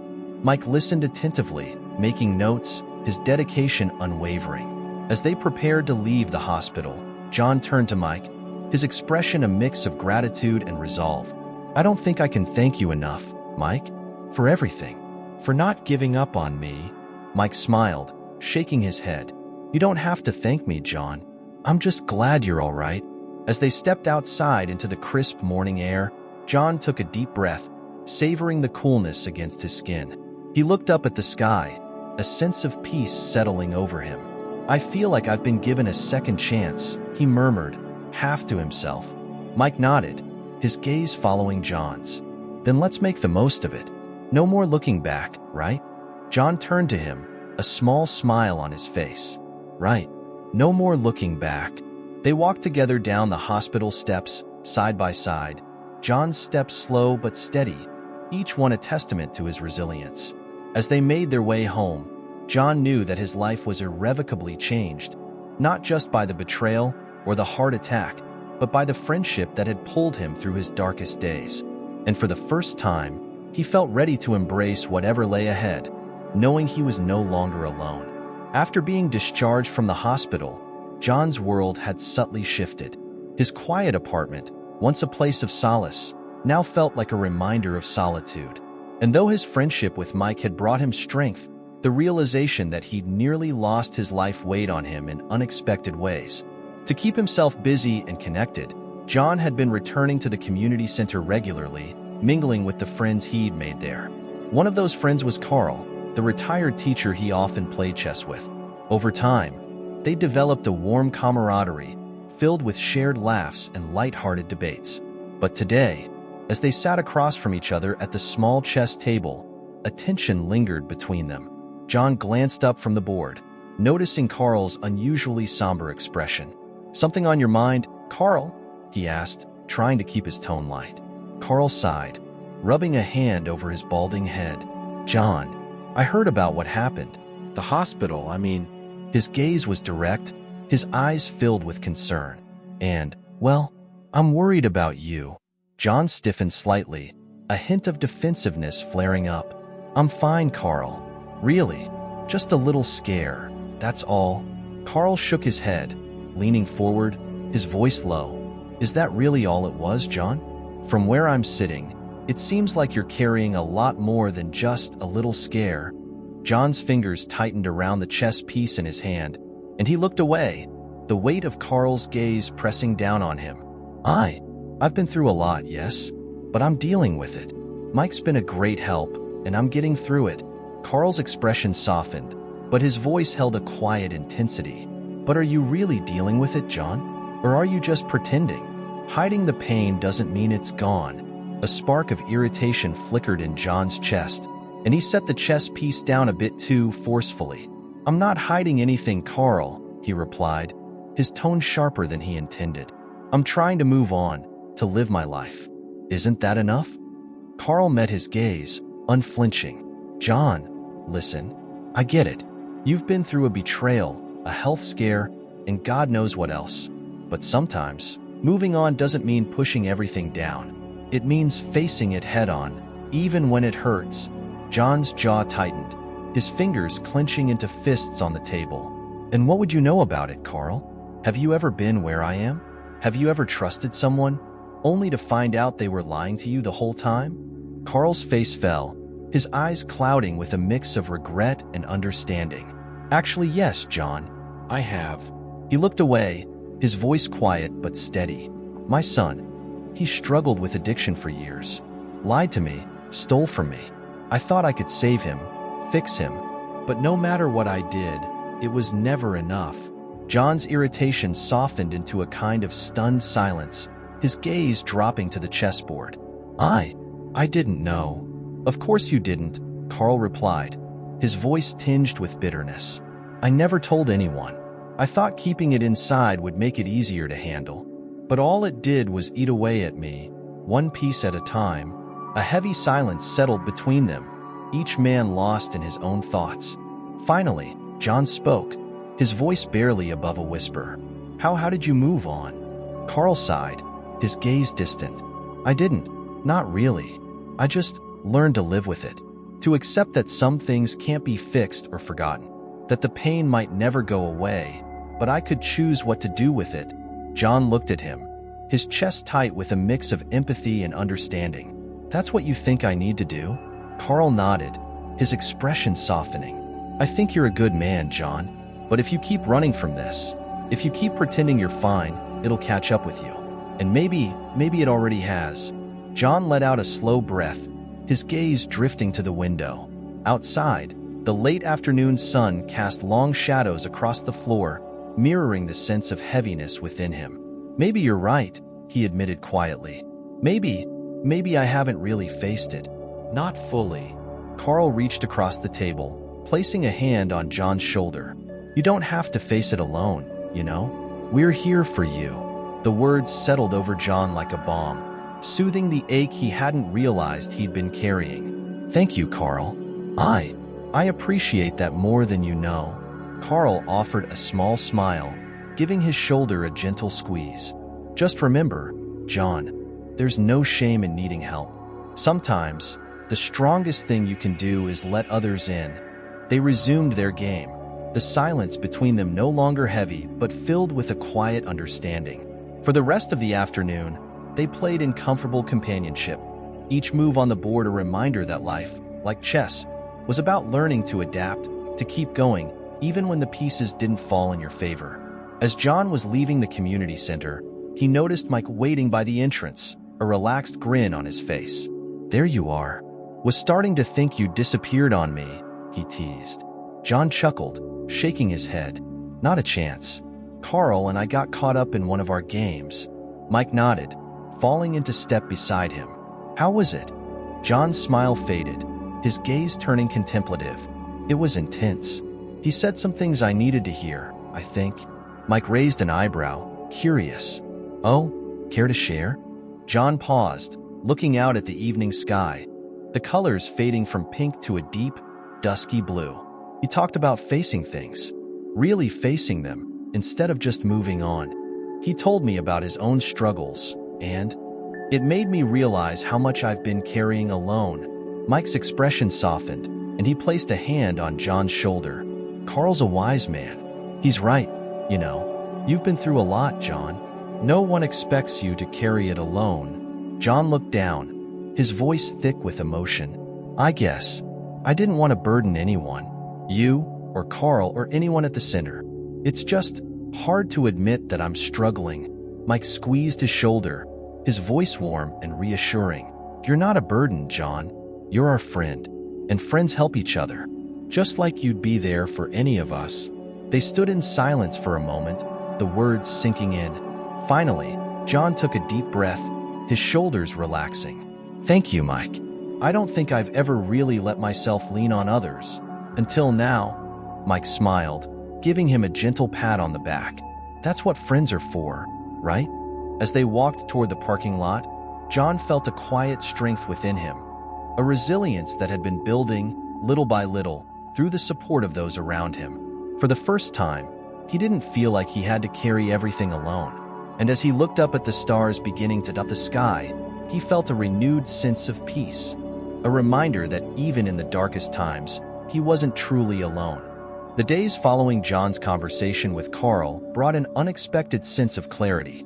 He felt lighter, as if acknowledging his pain had loosened some of the weight he'd been carrying.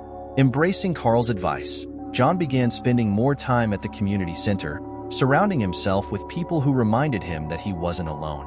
One crisp morning, as he sat in his kitchen sipping coffee, his phone buzzed with an unfamiliar notification. Frowning, he picked it up and saw a message on a platform he hadn't used in a long time. One he'd last opened to speak with Maria. His heart rate quickened as he hesitated, then tapped the notification. "John, I'm so sorry for everything. Please, just give me one last chance to explain." The message was from an account he didn't recognize, but the tone, the words, it had to be her. Against his better judgment, he sat back, his mind racing. After a few moments, he pressed reply. "Why should I trust you?" he typed, his fingers trembling. To his surprise, a reply came almost immediately. "Because I can prove that I'm different now. I know you have no reason to believe me, but I'm willing to do anything to make it right. Please, just one conversation." John's mind churned with conflicting emotions. A part of him wanted to close the app, to delete the message and move on. But another part, the part still craving closure, pulled him in. Finally, he decided he couldn't ignore it. He messaged Mike, his voice of reason through every step of this painful journey. "Mike, I got a message from her. She wants to talk. I know it's probably a mistake, but should I hear her out?" Mike's reply was quick and to the point. "Do you feel ready for this?" John considered the question, his mind turning over the moments of growth, the friends he'd made, and the steps he'd taken to heal. "I think so, but will you be there with me just in case?" "Of course. I'll come over now." Half an hour later, Mike arrived, his presence steady and grounding. They sat at John's kitchen table, the phone resting between them, the message still open on the screen. "So, what's the plan?" Mike asked, his gaze calm but attentive. John let out a slow breath. I just want to hear what she has to say. Maybe this time, I'll get the real truth." Mike nodded, his expression cautious but supportive. "All right, but remember, John, you're in control. If at any moment this feels wrong, we stop." John met his gaze, a flicker of gratitude in his eyes. "Thank you, Mike, for always being here." With a deep breath, he opened the app and started typing.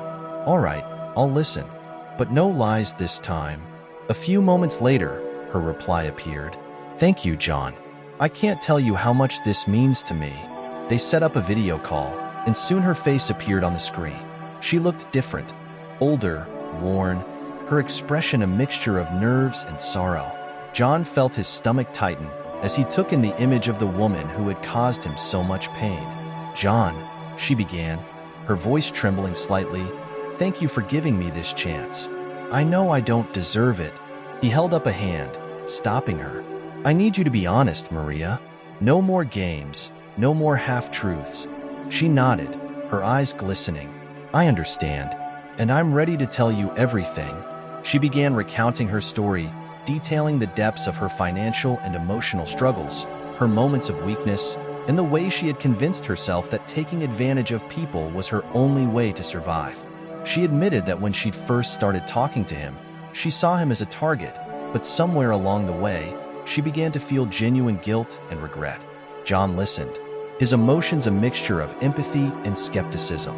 As she spoke, he watched her face, searching for signs of manipulation, of insincerity, but all he saw was weariness. "I know I can never undo what I did to you," Maria continued, her voice breaking, "but I needed you to know that I'm trying to change. I've started therapy, and I'm working to make amends, somehow, even if it's too late for us." John's jaw clenched, and he took a steadying breath. "You say you're trying to change, but why reach out to me now? After all this time, why come back?" Her gaze dropped, and she seemed to struggle for words. "Because I couldn't live with the way I left things.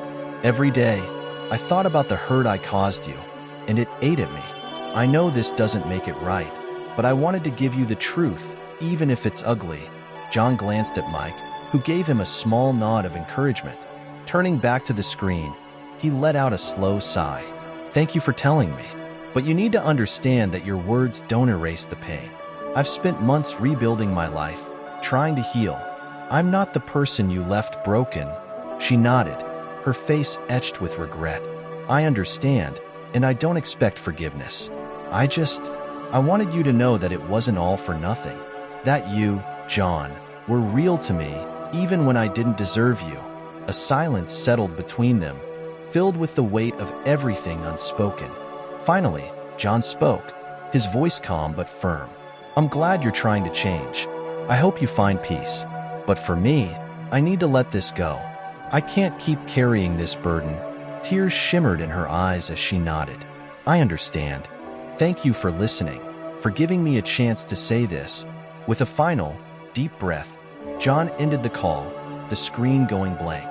He closed his eyes, letting the silence wash over him, feeling an odd sense of relief mixed with a bittersweet ache. Mike reached out, placing a hand on his shoulder. How do you feel? John opened his eyes, a small smile playing at his lips. Free. For the first time, I feel free. They sat in silence for a moment, each absorbing the weight of what had just happened.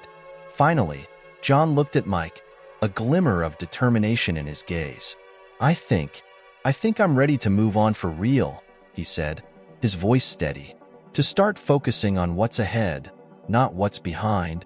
Mike grinned, clapping him on the back. That's what I like to hear. And you're not doing it alone. You've got me, Carl, and everyone else at the center. John chuckled, a warmth spreading through his chest. I never thought I'd say this, but I'm actually looking forward to the future. They spent the rest of the afternoon talking, reminiscing about the ups and downs of the past few months, each memory a reminder of how far John had come. As the sun began to set, casting a warm glow over the kitchen, John felt a renewed sense of hope, a reminder that life, though unpredictable and often painful, was still filled with moments of healing and growth. And though Maria's return had stirred old wounds, it had also given him the closure he needed, the freedom to finally leave the past behind. He looked out the window, watching the colors of the sunset fade into the horizon, feeling a quiet sense of peace. Here's to new beginnings, John said softly, raising his coffee mug in a toast. Mike raised his own mug, a proud smile on his face. To new beginnings, John. You've earned it. And as they clinked their mugs together, John knew that whatever lay ahead, he was ready to face it, stronger, wiser, and surrounded by people who truly cared. As autumn settled in, John found himself spending more and more time at the community center.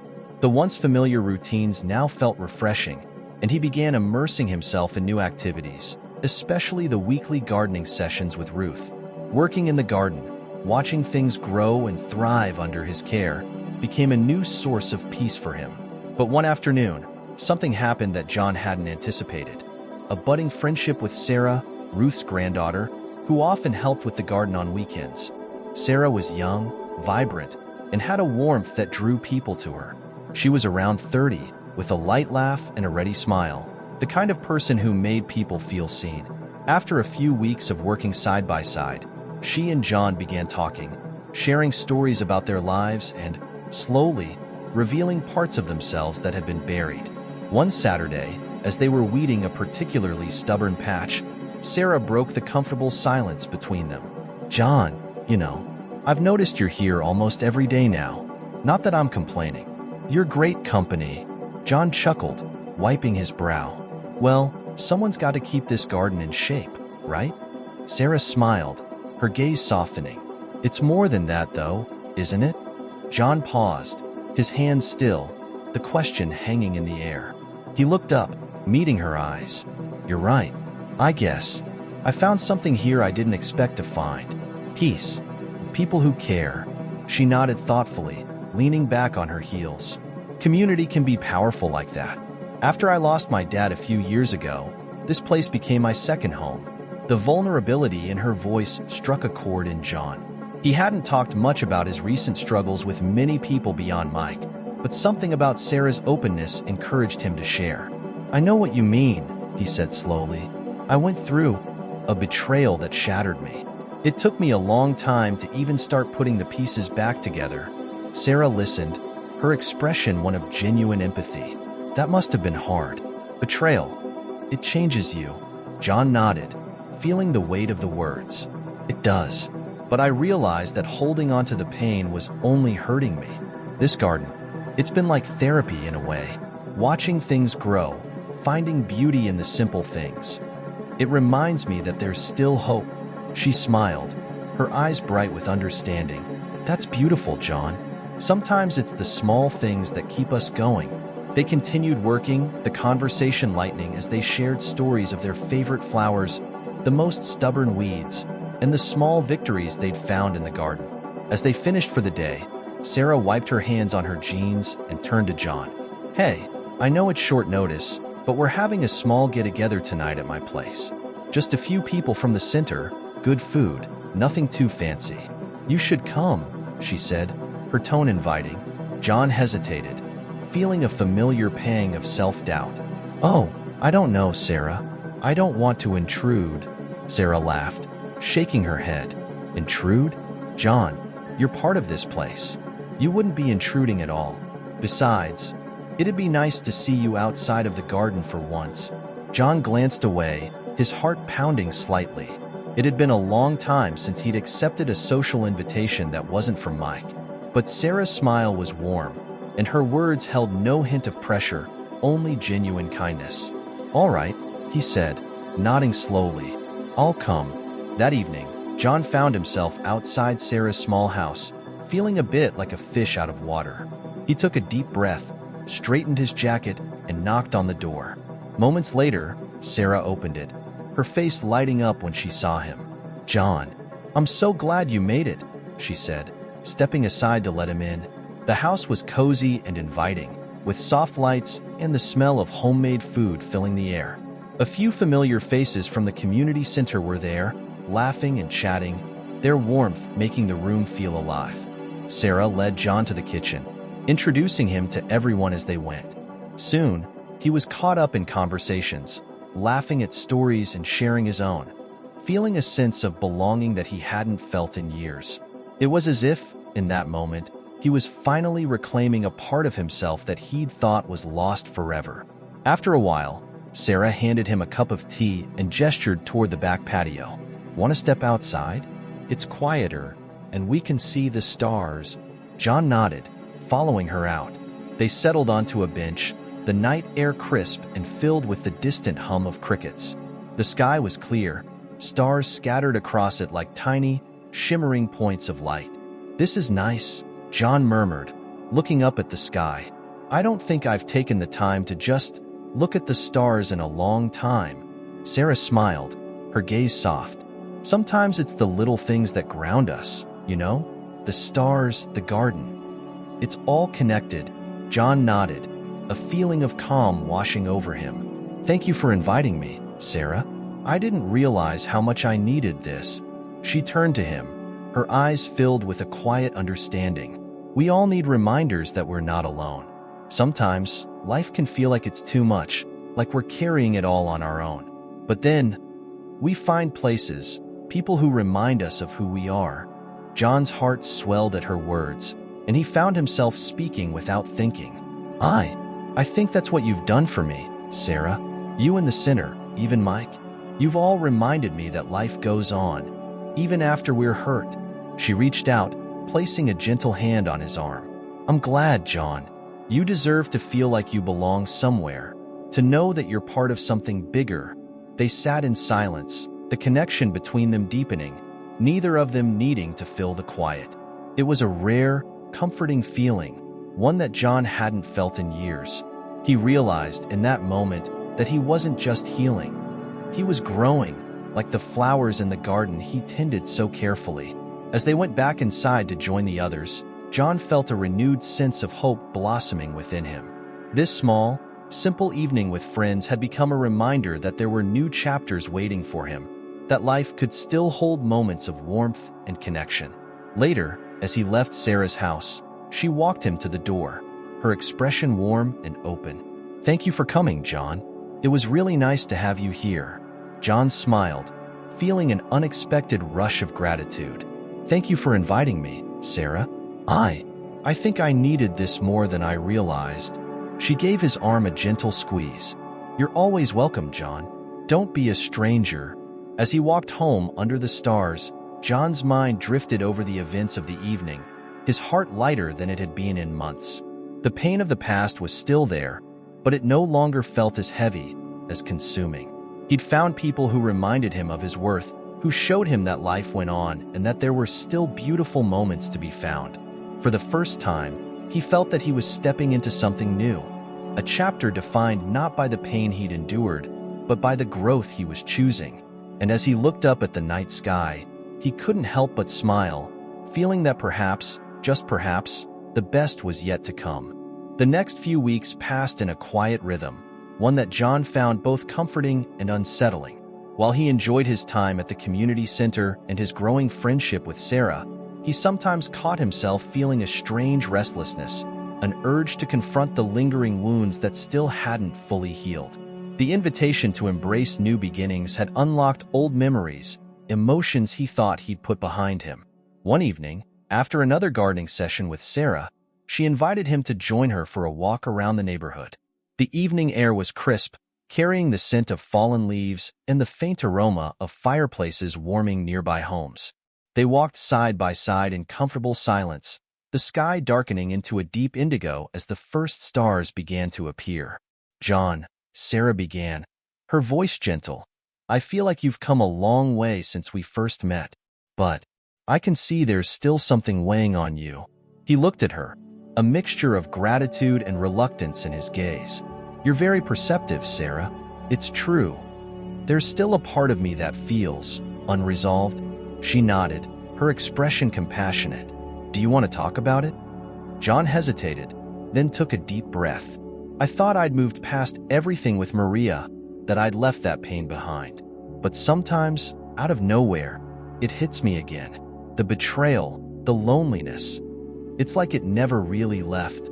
Sarah placed a comforting hand on his arm, stopping him on the sidewalk. "John, healing isn't a straight path. Sometimes, the past resurfaces, even when we think we're done with it. It doesn't mean you're not moving forward. It just means you're human." Her words settled over him like a balm, soothing but not erasing the ache in his heart. "It's strange. There are days when I feel like I'm completely fine, and then there are days when the memories feel as fresh as ever." She nodded, squeezing his arm gently. "I get it. I think everyone has parts of themselves they wish they could forget. But maybe the answer isn't forgetting." "What do you mean?" he asked, genuinely curious. Sarah's gaze was thoughtful, her voice soft but firm. "Maybe the answer is learning to carry those memories differently. Instead of letting them weigh you down, you acknowledge them as part of who you are. They're just pieces of your story, not the whole book." John fell silent, the depth of her words sinking in. "I never thought of it that way," he murmured. "For so long, I've tried to erase the pain, to push it away. But maybe I need to find a way to accept it instead." They continued walking, the streetlights casting long shadows as they turned down a quiet lane lined with maple trees. After a moment, Sarah broke the silence again. "John," she said, her voice filled with a quiet intensity, "you're one of the kindest, most resilient people I've met. You went through something incredibly painful, and yet, here you are, still willing to open yourself up to new people, new experiences. That takes strength." He looked down, feeling a warmth rise in his chest. "I'm not sure I see it that way. Most days, I still feel fragile, like I'm just barely holding myself together." She stopped, turning to face him, her eyes bright and unwavering. "Strength isn't about never feeling broken. It's about picking up the pieces, no matter how many times you fall apart. And that's what you're doing, John." The words hung between them, and in that moment, John felt something within him shift. He realized that perhaps, for the first time, he was allowing himself to be seen, to let someone truly understand the weight he'd been carrying. As they continued walking, John felt a surge of emotion welling up inside him, memories flooding back. Moments of laughter and connection with Maria, followed by the sharp sting of betrayal, the endless nights questioning his worth, the constant battle to forgive himself for being deceived. It was overwhelming, a torrent of feelings he'd kept locked away for so long. Finally, unable to contain it any longer, he stopped, his breath hitching. "Sarah, I don't know if I can ever fully let go of the pain. I don't know if I can truly forgive myself for letting it happen." She turned to him, her gaze filled with empathy. "John, forgiving yourself doesn't mean forgetting what happened. It just means accepting that you did the best you could with what you knew. You trusted someone because you wanted to believe in something good. That's not a weakness. It's beautiful." A tear slipped down John's cheek, and he quickly brushed it away, feeling exposed but oddly free. "I've spent so long blaming myself, thinking that I should have seen the signs, that I should have known better. But maybe you're right. Maybe it wasn't about what I missed, but about what I was willing to see." She smiled softly, reaching up to wipe another tear from his cheek. "Exactly. And I think that willingness to see the good in people, it's one of your greatest strengths." They stood in silence, the sounds of the night surrounding them. The rustling of leaves, the distant hum of traffic, the gentle murmur of the wind. John felt a sense of release, as if he'd let go of something that had been weighing him down for far too long. As they began walking back, Sarah's hand slipped into his, a small gesture of comfort and solidarity. He glanced at her, surprised, but she just smiled, her grip gentle but reassuring. By the time they returned to the community center, John felt a strange, renewed lightness. They lingered outside, neither of them wanting the evening to end. "Thank you, Sarah," he said quietly, his voice filled with gratitude. "For listening, for understanding, for everything." She smiled, her eyes warm. "You don't have to thank me, John. I'm just glad I could be here for you." They shared a quiet moment, and for the first time, John felt that the pain he'd carried was no longer his alone. In Sarah, he'd found not only a friend but someone who saw him, who understood the complexities of his journey. As they said their goodbyes, John walked home under the stars, feeling a deep sense of peace. He knew the journey wasn't over, that there would still be days when the memories resurfaced, when the shadows of the past felt too close. But now, he felt equipped to face them, to carry them not as burdens but as parts of his story. For the first time, he truly believed that he wasn't defined by his past, but by the strength he'd found to rise above it. And as he looked up at the vast expanse of stars above him, he felt that he was finally stepping into a new chapter, one filled with hope, resilience, and the quiet courage to keep going, no matter what lay ahead. As the crisp days of autumn faded into the chill of early winter, John found himself feeling more grounded, more at peace than he had in a long time. His friendship with Sarah had blossomed into something precious, filling his life with warmth and laughter he hadn't experienced in years. Yet, beneath it all, a quiet apprehension lingered, a fear that this newfound peace was fragile, too good to last. One frosty morning, as John was leaving the community center, his phone rang. He glanced at the screen, frowning at the unknown number, but something urged him to answer. "Hello?" he said, his voice tentative. The voice on the other end was unfamiliar, brisk and businesslike. "Mr. Whitaker?" "Yes, speaking. This is Caroline Harper from Harper & Associates. I'm calling on behalf of Maria Torres." At the mention of her name, John's blood ran cold, and he felt a tightness grip his chest. What does she want?" he managed, barely keeping his voice steady. The woman cleared her throat, her tone professionally detached. "Ms. Torres has filed a claim against you. She alleges that you've been spreading harmful statements that have affected her reputation and her professional opportunities." John's hand trembled as he gripped the phone. "What? That's not true. I haven't spoken to anyone about her. Not publicly, not online, nowhere." Caroline continued, her tone unwavering.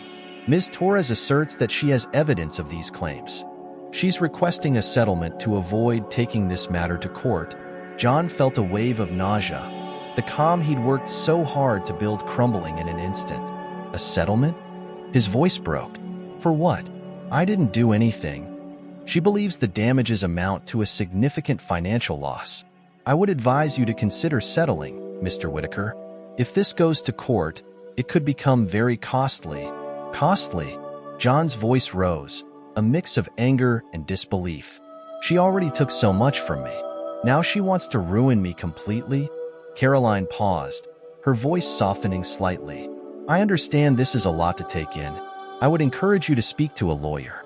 We can discuss further arrangements once you've had time to consult legal counsel. John barely muttered a goodbye before ending the call, his hands shaking so violently he almost dropped the phone. The walls of the community center seemed to close in on him, the vibrant chatter and laughter of the people around him turning into a distant, indistinct hum. Just then, he felt a hand on his shoulder. He turned to see Mike, concern etched deeply across his face. John? What happened? You look like you've seen a ghost. John struggled to find his voice, his thoughts racing. It's Maria, he said, his voice hoarse. She's filed a lawsuit against me. She's accusing me of defamation, of ruining her reputation. Mike's face darkened, his eyes flashing with anger. What? That's ridiculous. You haven't done anything like that. That's what I told them, John replied, his voice shaking. But they said she has evidence that I've hurt her reputation and affected her professional opportunities. Mike clenched his fists, his jaw tight with fury. This is just another manipulation tactic. She's trying to milk you for more money, John. She sees that you're moving on, that you're rebuilding, and she can't stand it. But what if this goes to court? John's voice was laced with fear, his gaze unfocused.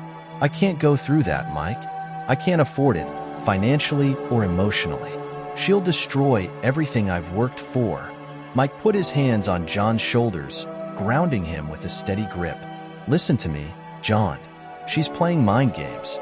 She's hoping that you'll panic and give in. Don't let her intimidate you. John's breathing was shallow, his chest tight with anxiety. But what if she really has something? What if she's fabricated some kind of evidence? Mike's expression softened, and he guided John to a bench outside the center, sitting down beside him. If she's stooped this low, then she's desperate, John. She's grasping at straws. We'll get through this, but you need to stay calm. We'll find a lawyer who can help you fight this. John looked away, his gaze unfocused, the weight of everything pressing down on him like a suffocating fog. I don't know if I have the strength for this, Mike. I thought I was finally free of her. Mike's voice was firm, steady. You are free of her, John. This is just her last attempt to keep you chained. But she doesn't get to decide your life anymore. You do. They sat in silence, the cold biting at their skin, the tension thick in the air. Finally, Mike broke the quiet, his tone gentle. Why don't we go see a lawyer together? I know someone who specializes in cases like this. He'll know what to do. John nodded slowly, the initial shock beginning to fade, replaced by a quiet determination. All right, I don't know what else to do, but if you think it's the right step, I'll trust you. Later that day, John and Mike met with a lawyer Mike recommended, a calm, assured man named Peter Lawson. He listened attentively as John explained the situation, his expression growing more serious as the details unfolded. When John finished, Peter leaned back, his gaze thoughtful. John, this sounds like a classic case of extortion. If she's making baseless claims with no real evidence, it's likely that she's trying to pressure you into a settlement, hoping you'll fold.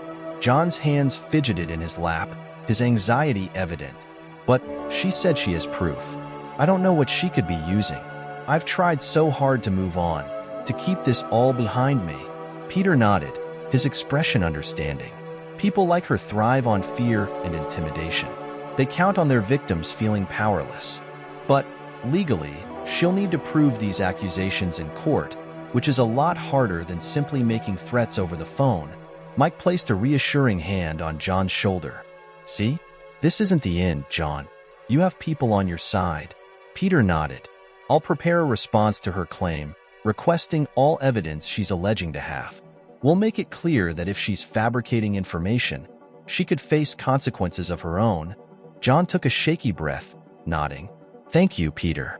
I don't know how to face this alone. Peter offered a small smile.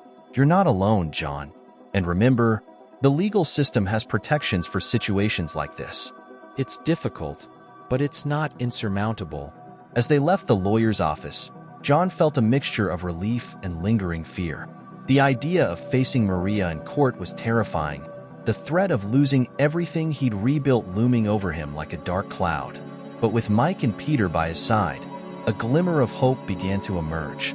Walking back to the community center, John turned to Mike, his voice subdued. What if she keeps trying to come back, to haunt me like this? I don't know if I can keep facing her. Mike stopped, turning to look at John with a steady gaze. Then we face her together. Every time she tries to pull you down, we'll be there to lift you back up. She doesn't have power over you anymore, John. You're stronger than you know. John's eyes filled with gratitude, a tear slipping down his cheek. Thank you, Mike. I don't think I would have survived this without you. Mike wrapped an arm around his shoulders, giving him a reassuring squeeze. That's what friends are for, John. And you do the same for me. They walked in silence, John's mind a whirlwind of fear and hope, uncertainty and resilience. He knew the road ahead would be fraught with challenges, but for the first time, he felt truly prepared to face them, knowing he wasn't alone. The battle with Maria was far from over, but surrounded by people who believed in him, John felt ready to stand his ground and protect the life he had worked so hard to rebuild. Over the following days, John's mind was a whirlwind of fears, doubts, and moments of sheer exhaustion. The thought of Maria's looming lawsuit gnawed at him constantly, keeping him awake at night. In his quieter moments, he questioned everything: his trust in people, his ability to rebuild, and even the hope he had felt only weeks earlier. The battle had turned darker and harder than he'd ever imagined. On a cold Saturday morning, John found himself pacing in his apartment, the silence thick around him. He'd avoided the community center for days, unwilling to face anyone in his fragile state. But as the hours dragged on, the walls seemed to close in on him, and he felt a desperate need for fresh air. Wrapping himself in a coat, he made his way to the park nearby, the winter air crisp and biting against his skin. The trees were bare, their branches stretching into the gray sky, and the only sound was the crunch of leaves beneath his feet. He walked aimlessly until he found himself at a bench overlooking a small pond, frozen at the edges. Sitting down, he buried his face in his hands, the weight of his fears pressing down on him. Lost in his thoughts, he barely noticed the quiet footsteps approaching until a familiar voice broke the silence. John? He looked up to see Sarah standing there, her eyes filled with concern. She took a hesitant step forward. I was worried about you. You've been gone for days. John forced a weak smile, his voice low. I'm sorry, Sarah. I didn't want to be around anyone. She sat down beside him, pulling her coat tighter against the cold. You don't have to apologize. I can't imagine what you're going through. But you know, you don't have to face this alone. He let out a bitter laugh, staring at the frozen pond. I thought I was finally moving on, finally free. And now, it feels like she's found a way to pull me back in, to trap me all over again. Sarah placed a gentle hand on his shoulder, her warmth grounding him. That's what she wants, John, to make you feel powerless. But you're not. You have people who care about you, people who are ready to stand by your side. He looked at her, his eyes filled with uncertainty. But what if I lose everything? What if this destroys me? Sarah's gaze softened, her voice steady. Then we'll rebuild. No matter how many times you fall, you get back up. And you don't have to do it alone. They sat in silence, the cold air stinging their cheeks, and for a moment, John let himself feel the comfort of her presence.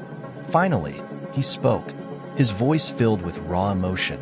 Sarah, I don't know if I have the strength for this.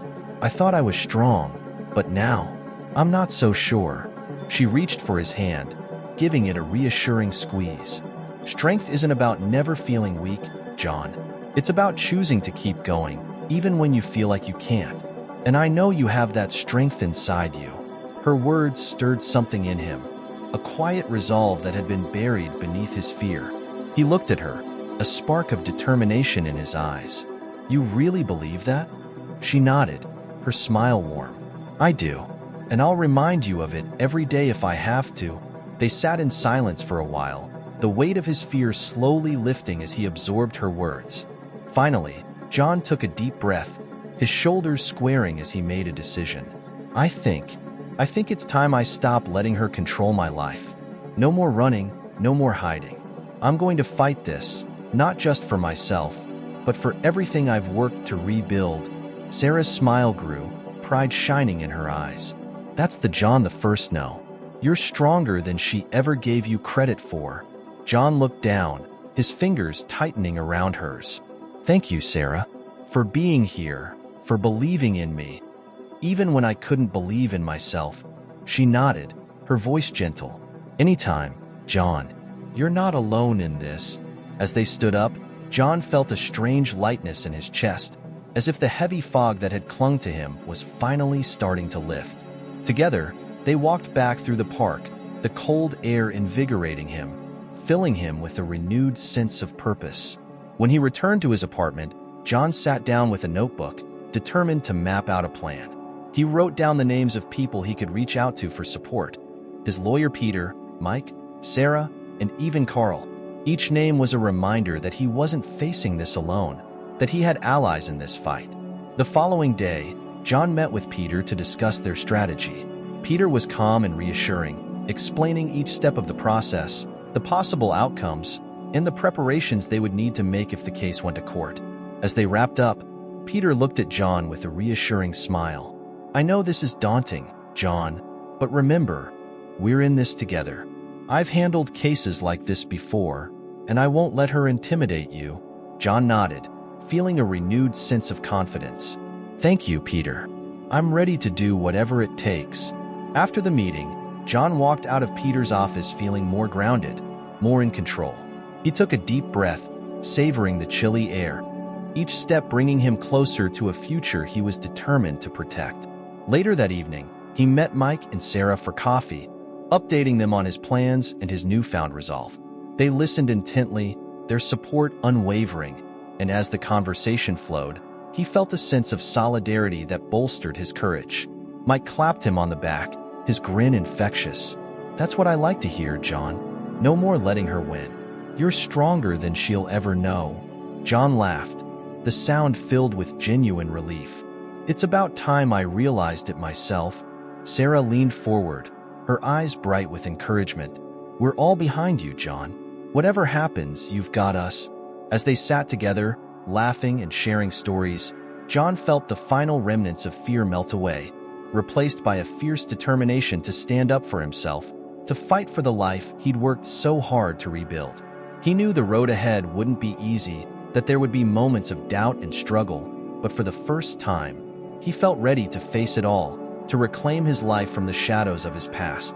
And as they left the cafe, stepping into the cool night air, John looked up at the stars, feeling a quiet confidence settle over him. A reminder that he was no longer defined by the pain he'd endured, but by the strength he'd found to rise above it. In the days that followed his decision, John poured himself into preparations for the impending legal battle. He spent countless hours with Peter, going over documents, timelines, and every detail he could remember from his past interactions with Maria. It was exhausting, but each piece of evidence they collected felt like another step toward reclaiming his life. One rainy afternoon, John was at Peter's office, sorting through papers when he heard Peter clear his throat. Looking up, he saw his lawyer's serious expression. John, I need you to understand something, Peter began, his voice steady. This isn't just about winning a case. It's about showing Maria that she no longer has control over you. That's going to take more than just evidence. It'll take strength, resolve, and clarity. John nodded, swallowing hard. I know, Peter. Believe me, I want this to end more than anything. But I keep wondering if she's going to twist something, create more lies. Peter leaned forward, placing a reassuring hand on John's shoulder. That's why I'm here. We'll stay one step ahead. The truth has a way of surfacing, even when someone's trying to bury it under deceit. You're doing the right thing, John. Just then, the door to Peter's office opened, and Mike stepped in, shaking the rain from his umbrella. He smiled, seeing the two men deep in discussion. Hope I'm not interrupting, he said, a lightness in his tone that immediately eased the tension in the room. John looked up, his face lighting up at the sight of his friend. Not at all. I'm glad you're here, Mike. Mike took a seat beside John, his gaze shifting between them. So, how's everything going? Peter smiled, nodding approvingly. John's doing great. He's determined and has been incredibly thorough. I think we have a strong case here. Mike clapped a hand on John's back, pride in his eyes. That's what I like to hear. I knew you had it in you, John. John chuckled, shaking his head. I don't know if I'd have the courage to do this without you too. It still feels surreal sometimes, like I'm fighting a ghost. Peter leaned back in his chair, his gaze thoughtful. It's not uncommon to feel that way, John. Emotional battles often leave deeper scars than we realize. But you're doing more than fighting a legal case. You're fighting to take back control of your own life. Mike nodded in agreement, his expression serious.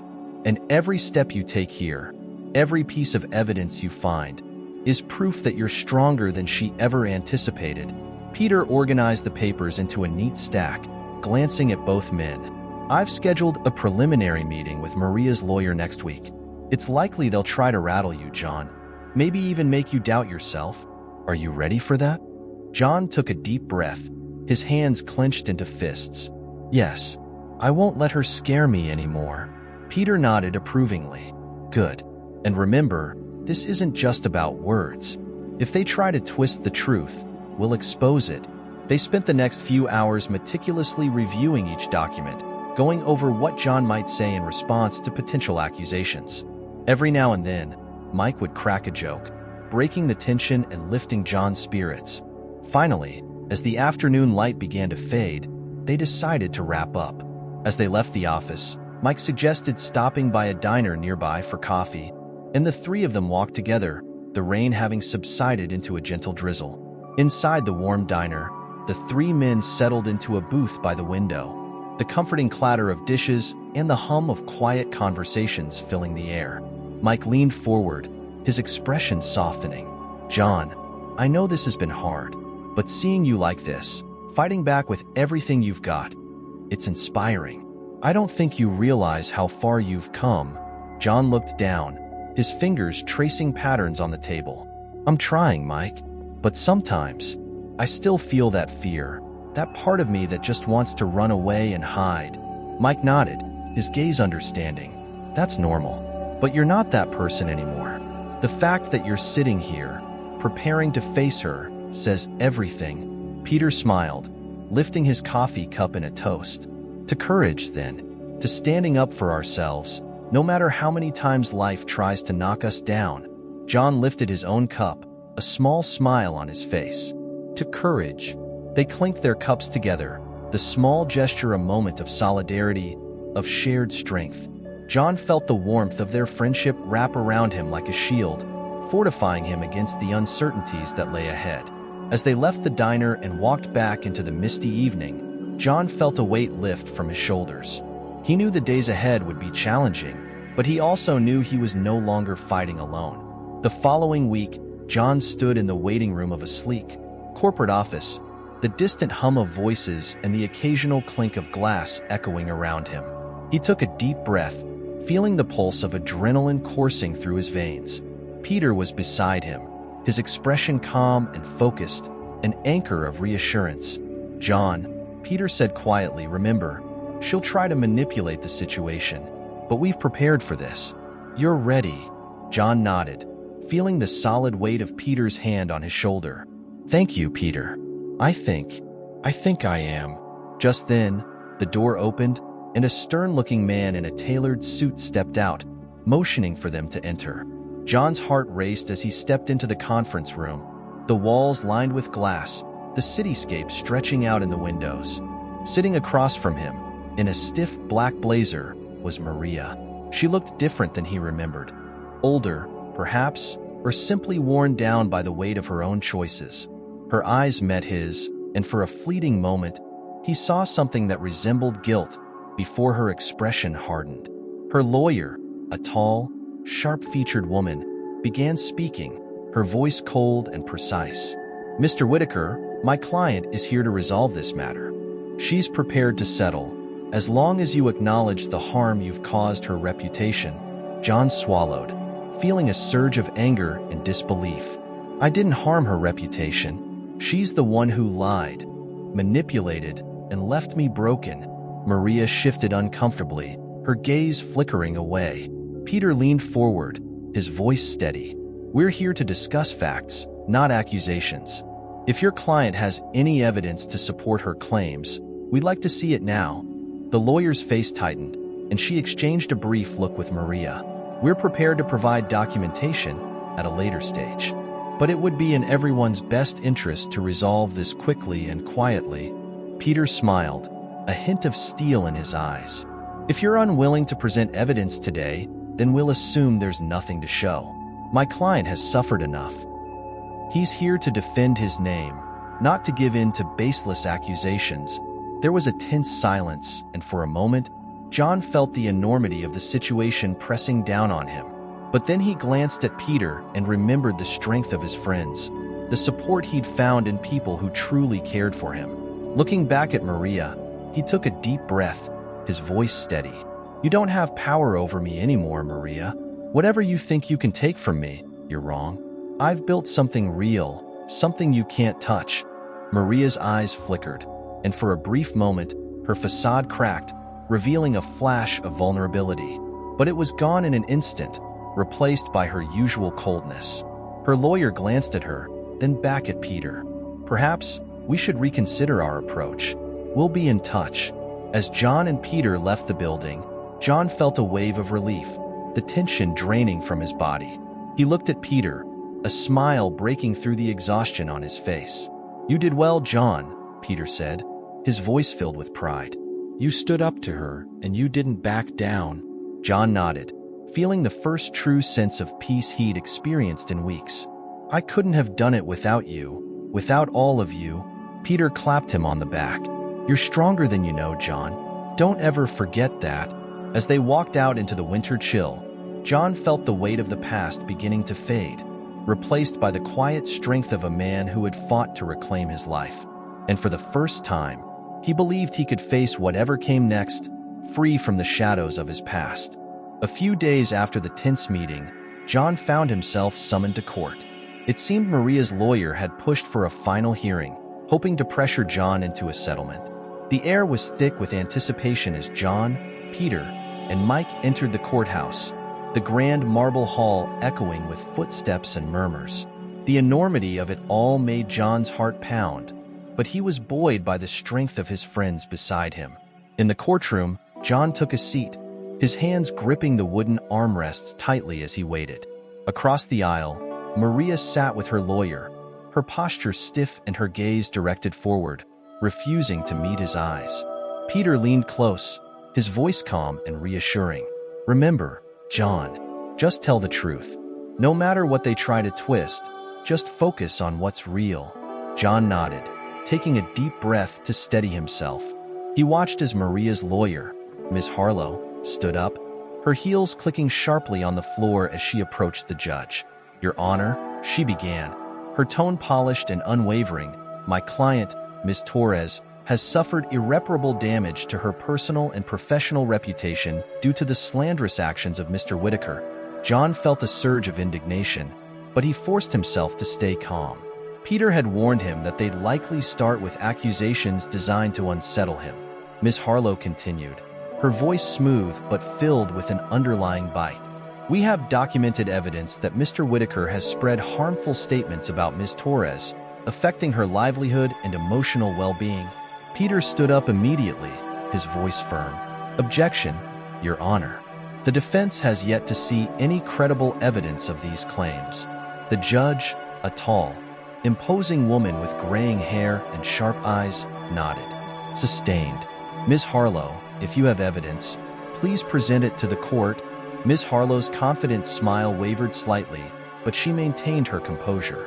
Of course, Your Honor. She reached into her folder, pulling out several printed documents and handing them to the judge. As the judge scanned the pages, John's heart pounded in his chest. He glanced at Peter, who gave him a reassuring nod, his eyes steady. After a few tense moments, the judge looked up, her expression unreadable. Ms. Harlow, the documents provided here appear to be social media posts that could have been made by anyone.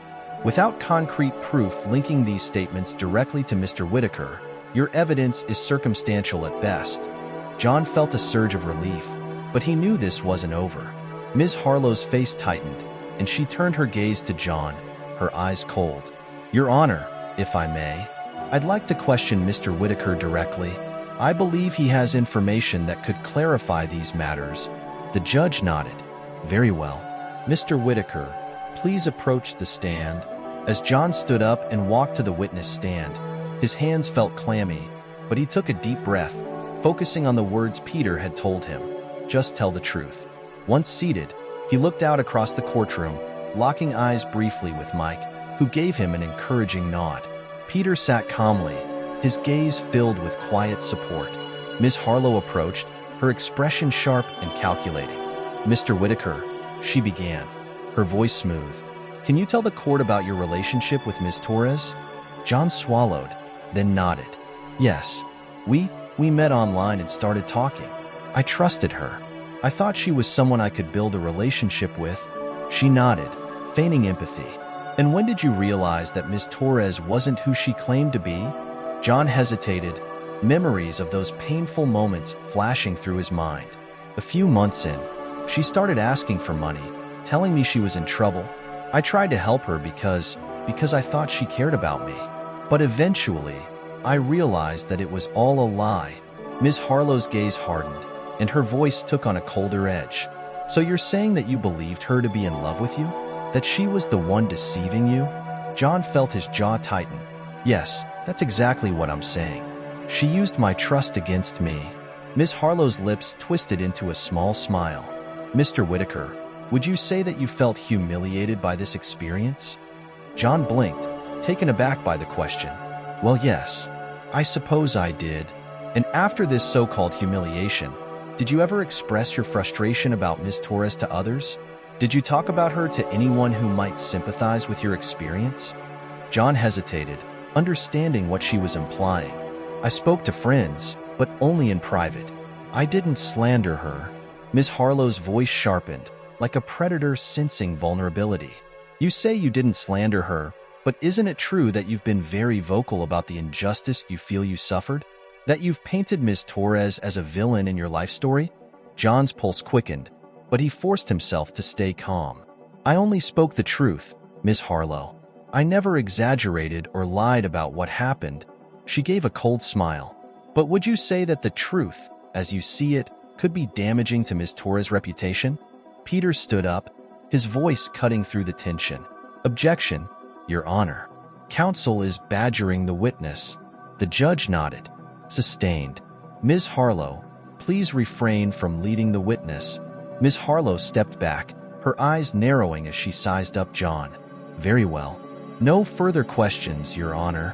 John let out a slow breath, feeling a rush of relief as he stepped down from the stand. He returned to his seat, his heart still racing, but a new sense of clarity settling over him. He had stood his ground, refusing to let her twist his words. Peter leaned over, his voice low. You did great, John. She tried to push you, but you stayed firm. John nodded, a small smile tugging at the corner of his mouth. Thanks. I didn't think I could, but I did. The judge called for a brief recess, and John stepped outside with Peter and Mike. They stood on the courthouse steps, the cool winter air filling his lungs, refreshing and invigorating. Mike clapped a hand on his shoulder, grinning. You handled yourself like a pro in there, John. You didn't let her get to you. John laughed, a genuine sound that felt like the release of years of tension. It's strange, but I feel like a weight's been lifted, like I'm finally free of her. Peter nodded, his gaze approving. That's what happens when you face your fears head-on. Maria doesn't have any real power over you anymore. Today, you proved that. As they returned to the courtroom for closing statements, John felt a deep, unshakable confidence settle within him. He listened as Peter delivered a powerful statement, emphasizing the baselessness of Maria's claims and the emotional toll she had inflicted on John. Every word felt like a shield, protecting him from the shadows of his past. When it was over, the judge looked directly at John, her eyes filled with something close to admiration. Mr. Whitaker, she began, her voice firm. The court finds that Ms. Torres' claims lack sufficient evidence. The case is dismissed. A wave of relief washed over John, his entire body relaxing as he absorbed the words. Peter and Mike patted him on the back, their faces beaming with pride. As they walked out of the courthouse, John turned to his friends, a smile spreading across his face. "It's over," he said, his voice filled with wonder. "It's really over." Mike grinned, giving him a playful shove. "You did it, John. You took back your life." Peter nodded, his smile warm. "And from now on, it's yours to live on your terms." For the first time, John felt a peace he'd never known. The shadows of his past had finally lifted, and as he looked out over the city, he knew he was ready to embrace whatever came next. As the echoes of the courtroom victory faded, John returned to his life with a newfound freedom. But one lingering detail still weighed on him. He had never directly confronted Maria. The trial had been their battleground, but it was a silent one, mediated by lawyers and judges, not face-to-face words. He realized he needed closure, a final conversation on his own terms to reclaim the power she had once held over him. A week after the dismissal, John reached out to her lawyer, requesting a meeting. He wanted it to be in a neutral place, somewhere public yet quiet. They agreed to meet at a small cafe near the courthouse, a modest place with dim lighting and quiet booths. John arrived early, choosing a table in the corner where he could see her as she walked in. He ordered a coffee, the warmth of the mug grounding him as he rehearsed what he wanted to say, determined to stay calm. When Maria finally entered, he felt his heartbeat quicken, but he steadied himself, inhaling deeply. She spotted him and walked over, her expression unreadable. "John," she greeted him, her voice cautious as she slid into the booth across from him. "Maria," he replied, his tone neutral. He watched her, noting the changes in her face, the lines of worry, the slight slump of her shoulders. She looked less like the confident, manipulative woman he remembered and more like someone hollowed out by her own choices. They sat in silence for a moment, the tension between them palpable.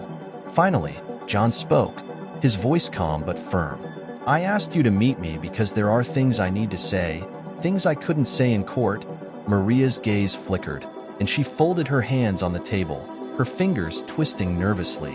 "All right," she said, her voice barely above a whisper. John took a deep breath, choosing his words carefully.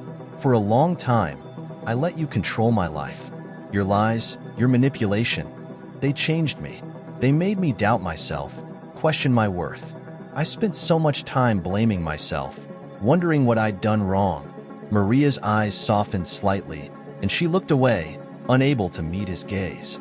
I never meant to hurt you like that, John. It was never supposed to go that far." He shook his head, a bitter smile on his lips. "That's just it, Maria. You keep saying it wasn't supposed to go that far, but you still made the choice to deceive me. You saw my kindness as something you could use, something you could twist to get what you wanted." She flinched at his words, her face flushing with a mix of shame and defensiveness. "I was desperate, John. I was in a dark place. I needed help, and I didn't know how else to get it." John leaned forward, his gaze unwavering. "I understand desperation, Maria. I understand feeling like you're drowning. But using someone's trust to save yourself? That's not desperation. That's cruelty." A silence stretched between them, and he could see the weight of his words settling over her. She looked down at her hands, her fingers trembling slightly. "Maybe you're right," she murmured, her voice barely audible. "Maybe I was cruel, but it wasn't just about money. I felt something real with you, John. Somewhere along the line, it stopped being just a game." John's jaw tightened, the anger and hurt swirling inside him. "If it was real to you, then why did you keep lying? Why did you keep pushing, even when I was already breaking?" Maria's eyes filled with unshed tears, her voice shaky. "Because I didn't know how to stop. I was afraid that if I told you the truth, you'd hate me, and I couldn't bear that. I didn't want to lose you, even if it meant living a lie." He closed his eyes, the weight of her words pressing down on him. Part of him wanted to believe her, to see some trace of humanity in her actions. But he knew better than to let himself fall into her trap again. When you lied, you already lost me, Maria. You lost me the moment you chose deception over honesty. I spent months trying to heal, to rebuild a life that you tore apart. And now, after everything, I finally see you for who you are." She reached out as if to touch his hand, her voice breaking. "John, please. I'm sorry. I know it doesn't fix anything, but I am truly sorry." He pulled his hand away, the firmness in his voice unwavering. "I'm not here for an apology, Maria. I don't need your guilt or your regrets. What I needed was my life back, and I've finally reclaimed it. Meeting with you now is my way of letting you know that you don't have power over me anymore." Her face fell, and she seemed to shrink, the mask of confidence she had always worn slipping away. "So, that's it? You're just done with me?" John nodded, his gaze steady. "Yes, I'm done. I've moved on, and I won't let you haunt me any longer." She looked down, her voice barely a whisper. I don't know what to say." "There's nothing more to say," he replied, a calm finality in his tone. "I hope you find whatever it is you're looking for, Maria, but it won't be at my expense." They sat in silence, the weight of the finality sinking in. John could see the realization dawning on her face, the understanding that her control over him had truly ended. She was no longer the shadow haunting his life. Finally, she stood, her shoulders slumped, her face etched with a weariness he hadn't noticed before. "Goodbye, John," she said softly, a note of resignation in her voice. He watched her walk away, her figure disappearing into the evening crowd, and felt a profound sense of peace settle over him. The chapter of his life marked by betrayal and pain was now closed, and he was finally free. As he left the cafe, he felt the cool evening air on his face, invigorating and crisp. His phone buzzed in his pocket, and he pulled it out to see a message from Mike. "Dinner at my place tonight? Sarah's bringing dessert." He smiled, his heart warm. "On my way," he replied, his steps light as he headed toward a future he'd rebuilt from the ashes of his past. That evening, John walked up the familiar steps to Mike's house, feeling lighter than he had in years. The door opened before he could knock, and Mike greeted him with a grin and a hearty clap on the shoulder. "There he is, the man of the hour," Mike said, stepping aside to let John in. John chuckled, slipping off his coat. All right, let's not make a big deal out of it." "Are you kidding?" Mike replied, guiding him into the cozy living room where the warm glow of a fire crackled. "You just closed the chapter on Maria for good. This is huge, John." As they settled on the couch, Sarah came in from the kitchen, holding a tray of cups and a teapot. "I made chamomile tea," she announced with a smile. "Thought we could all use something calming after the week you've had." John looked at her, his eyes softening. "Thank you, Sarah. You've been there for me through all of this. I don't know how I'd have made it without you too." Sarah poured the tea, handing each of them a steaming cup. "It's what friends are for, John. And besides," she added, settling beside him, "we're just glad to see you finally finding peace." They sipped their tea in comfortable silence, each of them wrapped in their own thoughts. The crackling of the fire filled the room, casting shadows on the walls that danced with the warmth of the flames. Finally, Mike broke the silence, setting his cup down on the table. "So, how does it feel, John?" "Really?" John leaned back, gazing into the fire. "Strangely, it feels like a weight has been lifted off my shoulders, like I can finally breathe without that constant knot in my chest." Sarah reached over, placing a gentle hand on his arm. "You deserve this peace, John. You deserve to live without looking over your shoulder." He turned to her, a flicker of vulnerability in his eyes. "It's strange, though. I'd spent so much time holding on to that pain, letting it define me. Now that it's gone, I feel almost empty." Mike nodded thoughtfully. "That's normal, John. When you carry something for so long, it becomes a part of you, even if it's something painful. Letting it go means you have to redefine who you are." John sighed, looking down at his hands. "I think that's what scares me the most. I don't know who I am without that struggle, without that anger. It fueled me for so long." Sarah gave his arm a reassuring squeeze. "Maybe this is your chance to find out, to rebuild not out of pain, but out of joy, hope, and the things you love." John smiled softly, letting her words settle over him. He looked around the room, feeling a warmth that went beyond the firelight. Here, in this cozy space with people who truly cared for him, he felt a sense of belonging he hadn't realized he'd been searching for. "I guess," he murmured, more to himself than to anyone else. "It's time to start looking forward instead of back." They spent the next hour sharing stories, reminiscing, and laughing about old memories. For the first time, John laughed without reservation, his laughter deep and genuine, reaching parts of him that had felt numb for so long. As the evening wore on, they moved to the dining table, where Sarah brought out a homemade apple pie, the scent filling the room and mingling with the warmth of friendship. "All right, John," she said, setting a slice in front of him with a playful smile. "Make a wish. New beginnings, remember?" John chuckled, feeling a bit silly, but he closed his eyes for a moment. In the quiet of his mind, he wished for strength, for healing, and for the courage to embrace whatever lay ahead.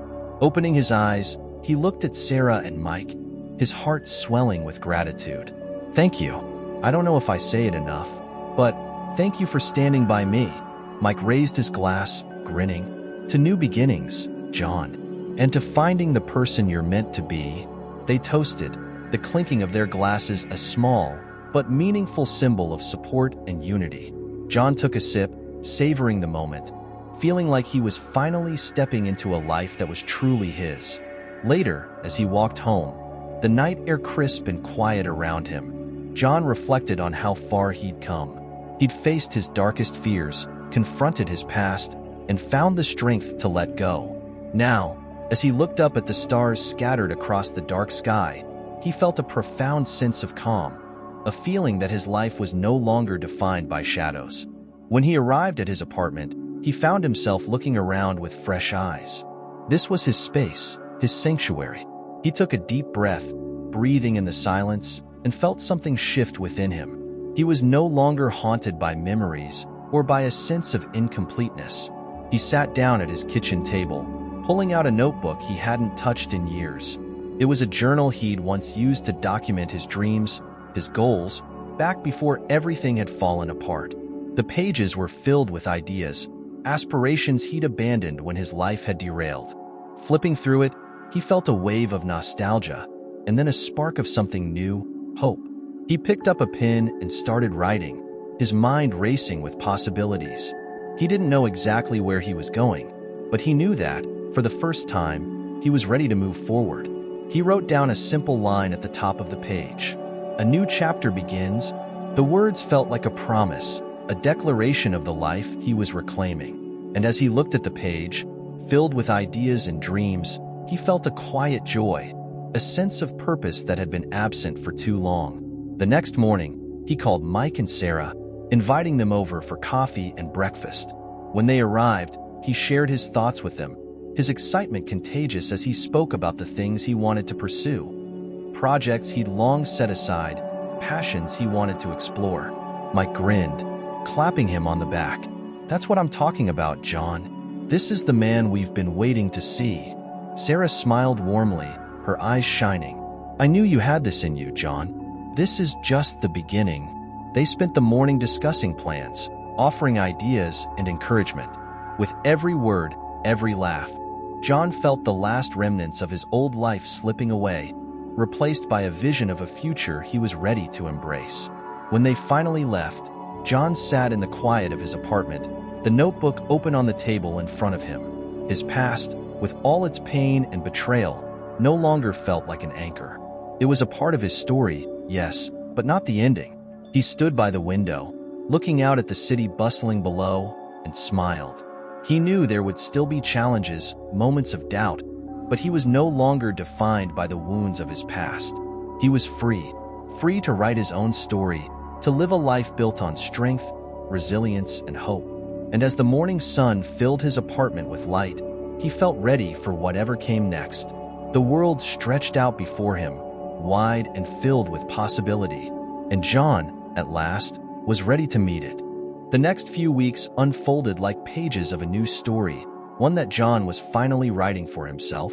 Each day, he focused on simple pleasures, rediscovering hobbies, and leaning into the relationships he had built with Mike, Sarah, and his community.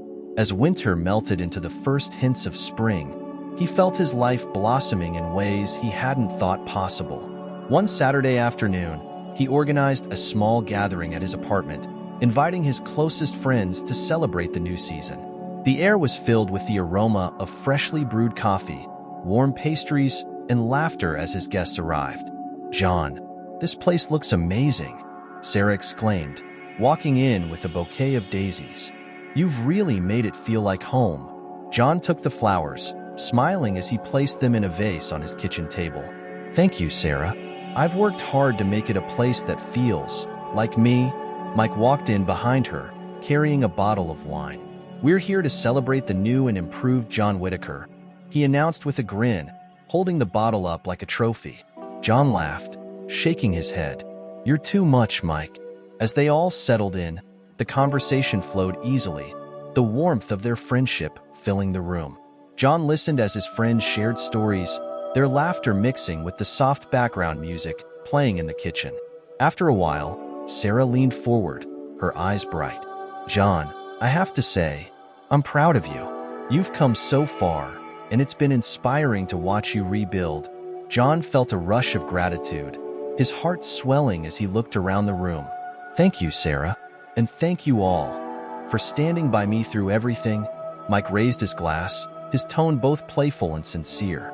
"To John, may his future be filled with nothing but good things from here on out."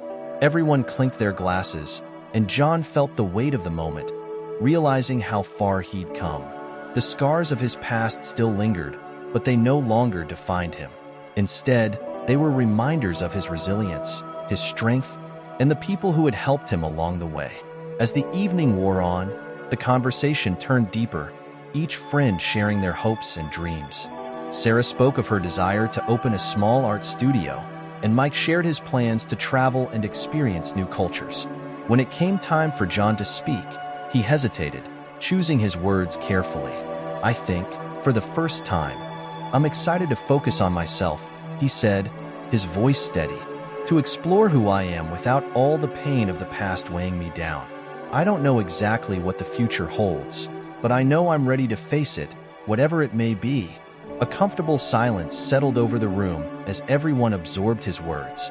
Then Sarah reached over, placing a gentle hand on his arm. "You deserve every bit of happiness, John," she said softly, "and I have no doubt you're going to find it." Mike grinned, clapping John on the shoulder. "I'm just glad I get to be part of the journey, my friend." The evening drew to a close, and as his friends left, each one giving him a warm hug and words of encouragement, John stood by the door, watching them disappear into the night. The apartment felt quiet after the lively gathering, but it was a comforting quiet, a peaceful reminder that he was no longer alone in his journey. He walked over to his notebook, flipping to the page where he'd written his goals and dreams, and added a few new lines. "Find joy in the small things. Stay open to new possibilities. Never forget the strength it took to get here." As he wrote, he felt a wave of calm, a feeling of closure that had been elusive for so long. He knew his life would have challenges, that not every day would be easy, but he felt ready for it all. The next morning, John went to the community center, greeting familiar faces and feeling a sense of belonging that went deeper than just friendships. Carl, the man who'd been there during John's most difficult days, approached him with a warm smile. "John, I've been meaning to tell you. There's a mentorship program starting here next month. We're looking for someone with experience, someone who understands what it's like to go through tough times and come out the other side. I think you'd be perfect for it." John's eyes widened in surprise. "Me? A mentor?" Carl nodded, his expression thoughtful. "You've been through so much, and you've come out stronger for it. I think you could really make a difference in someone else's life." John felt a swell of pride and gratitude. "I'd be honored, Carl. I've learned so much from the people here. If I can give back even a little of that, I'd love to." They shook hands, and as John walked through the community center, he felt a renewed sense of purpose. This was his chance to help others the way he'd been helped, to use his experiences to lift someone else up. That evening, he returned to his apartment, feeling fulfilled and hopeful. He sat by the window, watching the sunset paint the sky with shades of orange and pink, and let his thoughts drift. His life had changed so drastically over the past year, but it was finally a life he felt proud of, a life he wanted to live fully.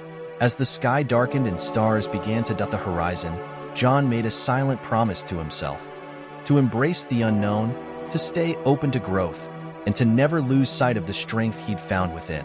He reached for his phone and sent a message to Mike and Sarah. "Thank you for everything. I couldn't have done it without you." A reply came almost immediately from Mike. "You did all the hard work, John. We're just glad to have you in our lives." Sarah's message followed soon after. "This is only the beginning. Proud of you." John smiled, setting his phone down. The scars of his past no longer felt like burdens, but like badges of honor, symbols of a journey that had shaped him into the man he was now. And as he sat in the quiet of his apartment, surrounded by memories both painful and joyous, he felt a deep, unshakable peace. His life was his own, finally and truly, and he was ready to embrace it with open arms. The journey had been long, filled with struggles and heartbreak, but he'd emerged from it stronger, more resilient, and filled with a gratitude that ran deep. And though the future remained uncertain, he knew he was ready for it. Because now, John was more than just a survivor of his past. He was the author of his own story. This story is more than just a tale of survival. It's about rediscovering who we are beyond our pain. John's journey teaches us that no matter how deeply we've been hurt or betrayed, there's a way forward if we're willing to confront our fears and open ourselves to healing. It reminds us that sometimes the hardest battles are the ones we fight within, and the real strength lies in choosing to let go of the things that weigh us down. When we hold on to anger and resentment, we allow those who hurt us to continue having power over our lives. But as John showed us, we can take back that power by focusing on growth, forgiveness, and surrounding ourselves with people who lift us up. So, if you've ever faced struggles that felt impossible to overcome, remember, healing is a process, and with time and support, it's possible to find peace on the other side. If this story moved you, please hit the subscribe button, leave a comment with your thoughts, and share this story with anyone who might need to hear it. Let's continue building a community where we support each other through our hardest moments.